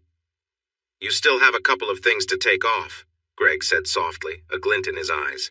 "You look amazing," he added. Her smile made his heart feel warm as she reached back and unclipped her top. She held it in place as she slid the straps down. When she was ready to show him, she let it fall. Greg let out a small gasp, clearly impressed. "So lovely," he whispered. She felt a little shy but couldn't stop smiling. Next, she looked at Greg as she slid her last piece down. When she lay back on the bed, he looked at her with surprise. "Wow," he said, genuinely amazed. Candace giggled, pleased with his reaction. Candace and Greg lay together on the bed, sharing a quiet, joyful moment. She gazed at him with a smile, feeling closer than ever. Greg looked at her with a warm grin, and they both relaxed into each other's presence. "You're amazing," he murmured with a gentle smile, holding her close. She laughed softly, still feeling a slight thrill and deep warmth from their shared closeness. They spoke in gentle tones, exchanging small jokes and tender words, each appreciating the other's company. Candace rested her head on his shoulder, and they simply enjoyed being together, the quiet comfort deepening their bond. After a few moments, Candace looked up and whispered, "I feel really happy with you, Greg." Greg brushed a stray strand of hair from her face. "I feel the same way," he replied, his voice full of sincerity. They lay in comfortable silence, their hearts content, knowing they had found something special. Candace looked at Greg, a playful smile on her face. "I want to try something new." He chuckled, amused by her excitement. "Oh? Like what?" She smiled shyly, running her fingers along his arm. "I just want to know how to make you feel as happy as you make me," she said softly, gazing into his eyes. Greg smiled warmly. "Well, I've never really had anyone close to me like this before, so I'm all yours to teach," he replied. They laughed together, a mix of excitement and nervous energy between them. Candace settled close beside him, and they shared quiet, heartfelt glances. "Just let me know what feels right," she said, still a bit unsure but eager to bring him happiness. Greg nodded, visibly moved by her kindness and affection. Their hands intertwined as they relaxed together, finding comfort in each other's warmth. After a few tender moments, Greg pulled her closer, his voice soft. "You mean so much to me, Candace." She looked up at him with gratitude and understanding. "You do to me too," she replied, and they shared a gentle, lingering kiss, their hearts full of affection and trust. The world around them faded as they rested together, their connection deepening as they simply enjoyed each other's presence. Candace and Greg shared a moment of quiet closeness, their eyes locked, filled with warmth and understanding. Greg leaned in, his hand resting gently on her shoulder, and they both smiled, feeling the deep connection between them. "I brought some stuff, just in case," Greg mentioned softly, his voice full of care. Candace shook her head with a small, reassuring smile. "It's okay. I'm prepared. I trust you." They laughed, the mood light and joyful as they held each other.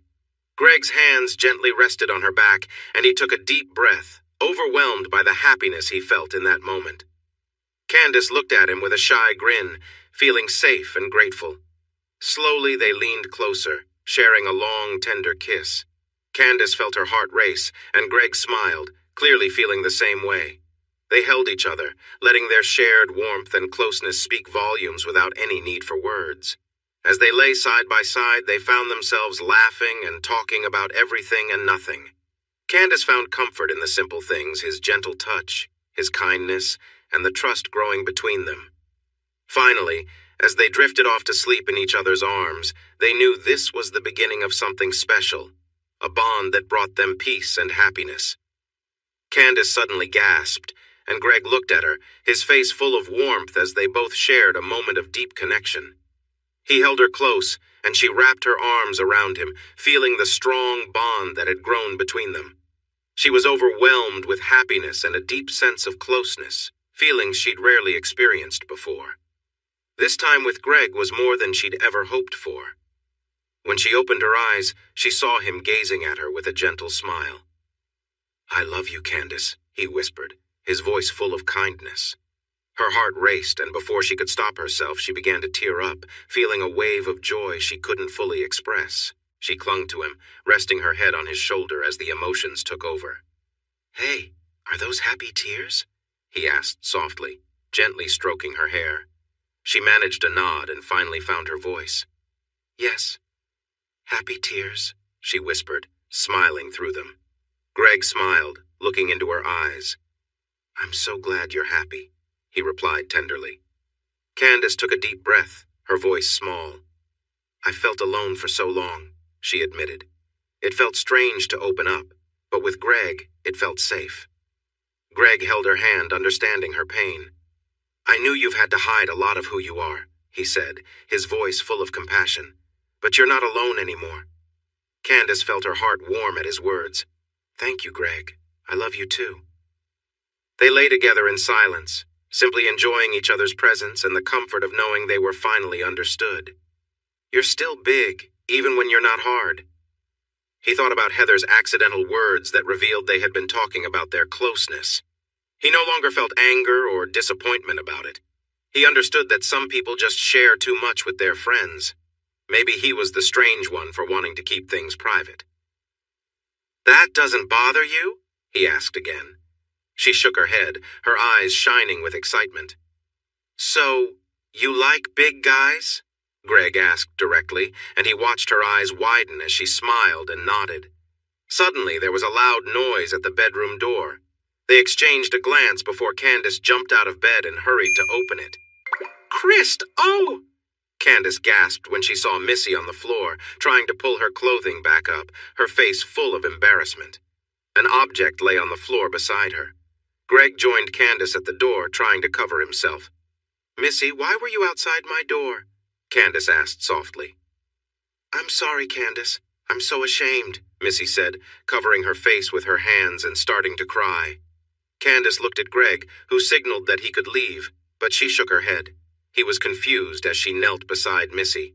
"You've been lonely too, haven't you?" she said gently. Missy looked up at Candace, her sad eyes showing her feelings. She nodded. "Daddy was mean to you too," Candace continued. This seemed to break Missy's control again, and tears streamed down her face. "I'm so sorry, Candace. I wanted to be a better mother to you, but Byron was always so angry. The last time, he hurt me badly." A shiver went through her. She looked into Candace's eyes, pleading. "Can you forgive me? I've been weak and you've been so brave." "You have nothing to forgive. I understand what you went through with him. I never wanted you or Crystal to suffer because of me. He's the one to blame," Candace said softly as she took Missy's hands. "Daddy's gone now, so you can start anew. Meet new people." Missy's lip trembled, and her tear-filled eyes looked at Candace. "No one here likes me because of him. Byron married me to show me off, and I hate to admit that's all I've been. My mom had me in beauty contests since I was little, and I've relied on my looks my whole life. I don't have any other skills, and I'm scared I raised Crystal to think the same way." She took a few sharp breaths, trying not to cry. "I don't know how to begin again, and I can't afford to because I have no savings. Byron made sure I depended on him." Candace sighed and kissed her forehead. "Please remember, you are always welcome here. You're my family, and I love you." Missy held tightly to Candace's hands and pressed her forehead against them as tears rolled down her cheeks. Candace exchanged a worried look with Greg.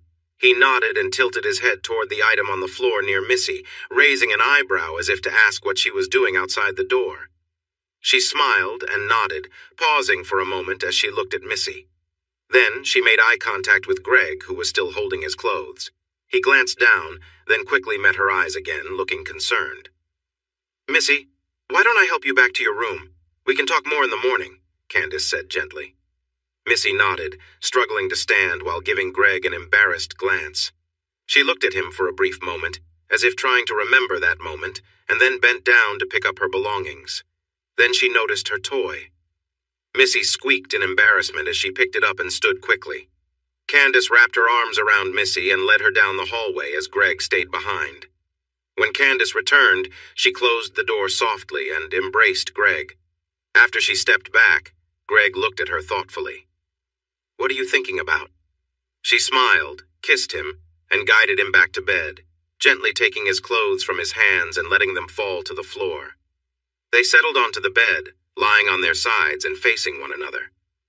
"You love me?" Candace asked. "I do," Greg replied without hesitation. She smiled back. "I love you too," she said, kissing him gently. "During our calls while I was away, we didn't finish our conversation about your plans after graduation," she said. "I will manage the family business, but what are your plans? You mentioned going to college nearby?" Greg nodded, admiring Candace's blue eyes. "Yes, I got accepted into the computer sciences program. I'm studying data security." "Are you going to work with your dad?" she asked. "No, there's too much travel in his job. I wouldn't want to be away from home like that. It's tough on Mom, Greg admitted. Candace smiled and nodded. You want to stay home while you go to college to be with your mother? He regarded her carefully. That was my plan. Is something wrong? No. I care about your mother and want her to be happy. I didn't realize how hard it must be for her with her husband traveling, Candace confessed. Greg noticed her thoughtful expression but wasn't sure what she was working through. Her eyes met his again and she gave a shy smile. There's a lot of loneliness and only one Greg. His eyebrows lifted in surprise. While you were in college, I thought about asking you to move in with me, but I see now that wouldn't be fair to your mother, she said with a sad smile. She put her finger on his lips to signal him to wait as she continued speaking. I'd like you to think about something else. When your father comes back from his trips, why not spend your nights here? Greg thought it over for a moment and nodded. That makes sense. I wasn't planning to stay at home forever after I graduate. I need to move out eventually. Dad will have to change his schedule to be home more because he can't keep doing this. Candace smiled brightly and gave him another kiss. They leaned back together, and Greg noticed Candace's hand gently resting on his leg. It feels nice like this too, she said with a laugh. It's not going to stay that way for long, he replied with a teasing look. She looked down for a moment. There's something else to think about. Her eyes met his and he could see she was a bit anxious. I'm not the only one here who feels lonely. Greg heard her but struggled to understand what she meant. He blinked, feeling confused. But I broke up with Crystal, he said firmly. Candace shook her head. Crystal will be busy with college and will find her place. She's young, strong, and will be okay. I'm talking about Missy. She doesn't have anyone else and no plans for her future. Greg sat up a little, looking at Candace with concern. But I'm your boyfriend. Don't you want that? I do, more than anything. I'm so grateful you let me into your life, and I'm so happy to share my feelings with you, she quickly said. But you want me to be with Missy? He asked, still unsure. Candace placed her hand on his chest. I want to keep loving you and getting to know you better. Everything I've seen in you shows me that you're a wonderful person who has so much love to give. Your parents' love shines through you. I want to have your love in my life, exploring that in many ways with you through closeness and just enjoying our time together. Greg felt a wave of relief. He wanted those things too. Candace took a deep breath and held his gaze. None of that would change if I cared for someone else too. I'm not asking you to be Missy's boyfriend. You are mine. But Missy really needs some closeness in her life. Crystal mentioned that Missy has some things that provide her with some comfort, but they aren't the same as true connection. Greg looked deeply into Candace's eyes and saw her sincerity. He understood she was serious about this, but he had been in a complicated situation before, and the past made him uneasy. I'm not sure about this. I promise, I'm not using you like Crystal did. I wouldn't risk what we have now that I've found something real. If you don't feel comfortable with this, I understand and will respect your decision. But I also believe that your heart can hold so much love. I'm thankful you've let me in. I promise I will always be honest with you, Candace said gently. He looked at her and could see she truly meant what she said. He also felt her affection. A strange feeling grew inside him, and he understood he needed her. He leaned closer and shared a deep kiss, feeling connected to her. They shared a special moment again, this time with more intensity, as if they were claiming each other. Greg was full of energy and determination, while Candace held on and embraced the passion between them. She expressed her happiness first, and Greg's feelings followed closely behind as he gazed into her eyes. He recognized her acceptance and longing as they shared warmth. They kissed again, this time soft and gentle. Greg moved beside her as she nestled closer against him. This was what Greg had always wanted, someone who cared for him as much as his mother cared for his father. Candace understood him well. He had always looked up to his parents' love. His new relationship was different, but that didn't mean it was any less valuable. He still wondered if involving someone else in their bond was a good choice, but he felt more assured of Candace's love for him. That confidence made everything feel possible. We'll talk to Missy in the morning, he said softly to Candace. She lifted her head and looked at him. He could see the love in her eyes. She kissed him gently and snuggled closer. Candace felt warmth spread through her as she realized how deeply Greg cared for her. He wasn't the type to just say, "I love you." For him, love was something real and essential. He had opened his heart to her, showing he was willing to risk pain for her. That was the greatest sign of trust. His love and trust helped ease the loneliness she had felt for so long. There was nothing better than this. Greg loved to run. For the past month, he had been running home from his summer job at a home improvement store. He took the job to earn money for college expenses. Although his girlfriend had money, he wanted to be independent. His girlfriend was currently riding her pink bicycle beside him, cheerful streamers flying from her handlebars. On nights like this, she would meet him at the store and join him on the way home. This week, Greg's dad was back in town, so Greg would spend his evenings with Candace. They entered her neighborhood, following the winding road until they passed the Gordons' house. They had installed a new glass enclosure around their pool and added stone blocks to protect it. Candace waved to Belinda Gordon, who smiled and waved back. Before long, Greg and Candace reached the long path leading to her home. The mansion felt grand and overly spacious for the few family members living there, yet it remained the cherished home of the Tafferty family. As they reached the front door, Missy opened it with a warm smile. Her eyes sparkled with joy as she welcomed them back. Greg noticed Candace's hair, now free from her helmet, catching the light. She was letting her natural color grow back, though the pink at the ends would likely stay for a while due to the length. After storing the bike, Candace climbed the steps, and Missy greeted her with a friendly kiss on the cheek. Greg followed them inside, glancing around at the now more inviting entrance. The once stern portraits of Tafferty ancestors were gone, as Missy had thoughtfully sent them to the local museum, making the space feel less daunting. "Crystal headed off for her European tour this morning," Missy informed them with a cheerful expression. Greg looked thoughtful. "She'll stay with the tour group, right?" he asked, sounding concerned. Missy smiled at his protectiveness. "Yes, she promised to stick with the group and check in every night." Greg nodded, and Candace smiled at him warmly. "What? I can't help but worry," he admitted with a shrug. Candace stepped close, hugging him, and gave him a light, affectionate kiss. Pulling back, she raised her eyebrows playfully. "I think we should get you upstairs, out of those sweaty running clothes, and into a shower." Greg noticed Missy's amused glance and nodded, following Candace up the stairs. Missy walked with them, and they headed into the spacious master bedroom where Greg often stayed. The ensuite had a large shower, perfect for unwinding after their outing. Once inside, they each took turns freshening up, enjoying the warmth of the water and the comfort of being together in a place that now felt like home.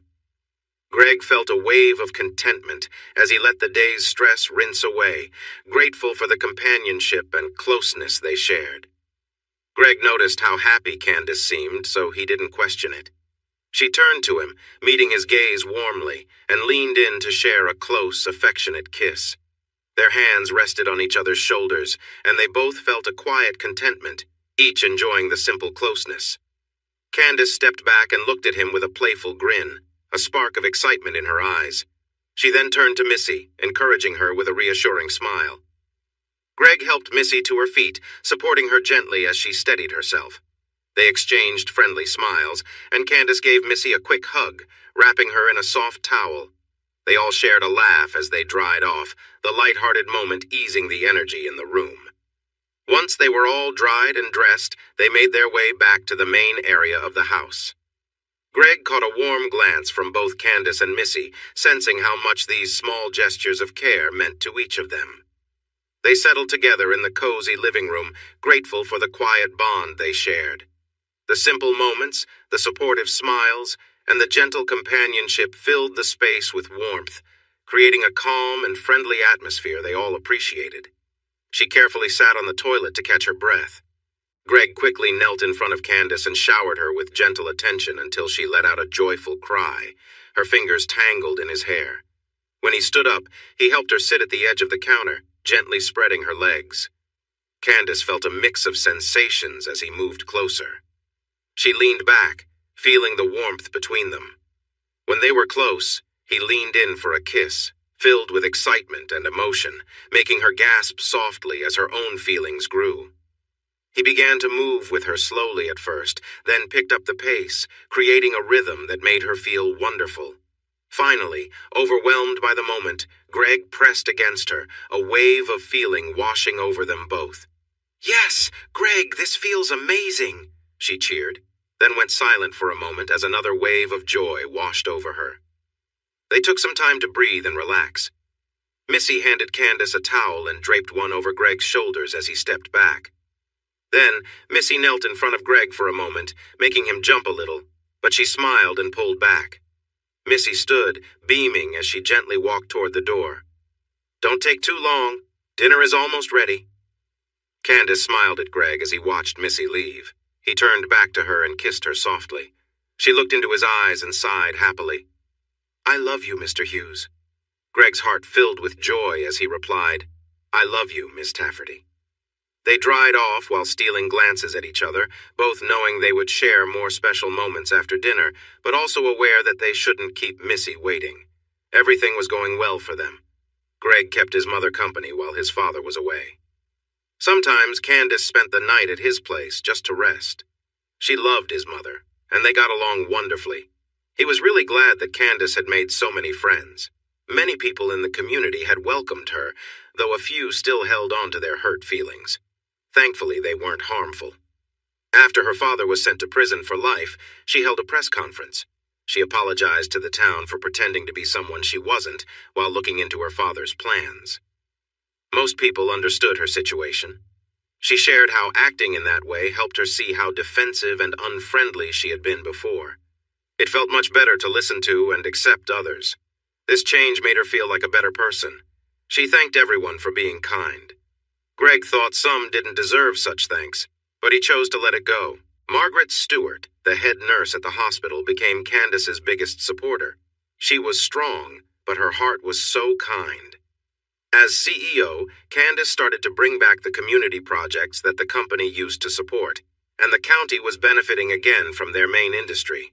She loved her work. While sitting across from Candace, Greg looked into her eyes and saw her love for him reflected back. That filled him with such joy he could hardly contain it. He turned to Missy, who was at the head of the table. He noticed she was also looking at him with warmth. He wasn't sure how to respond, but he gave her a friendly smile as he felt his cheeks get warm. She giggled softly. When he looked back at Candace, he saw her smiling happily. She was enjoying his embarrassment. After dinner, he planned a playful response for both ladies that would leave them laughing. He shifted uncomfortably as his clothes felt a little tight. The ladies giggled again. Yes, he would have his fun, but could he really call it fun if they were excited about it? Hey everyone! Thanks for watching. Don't forget to subscribe and turn on notifications so you won't miss any of the exciting stories we have coming up. What do you think about the characters in this story? Let us know in the comments. We'd love to hear from you.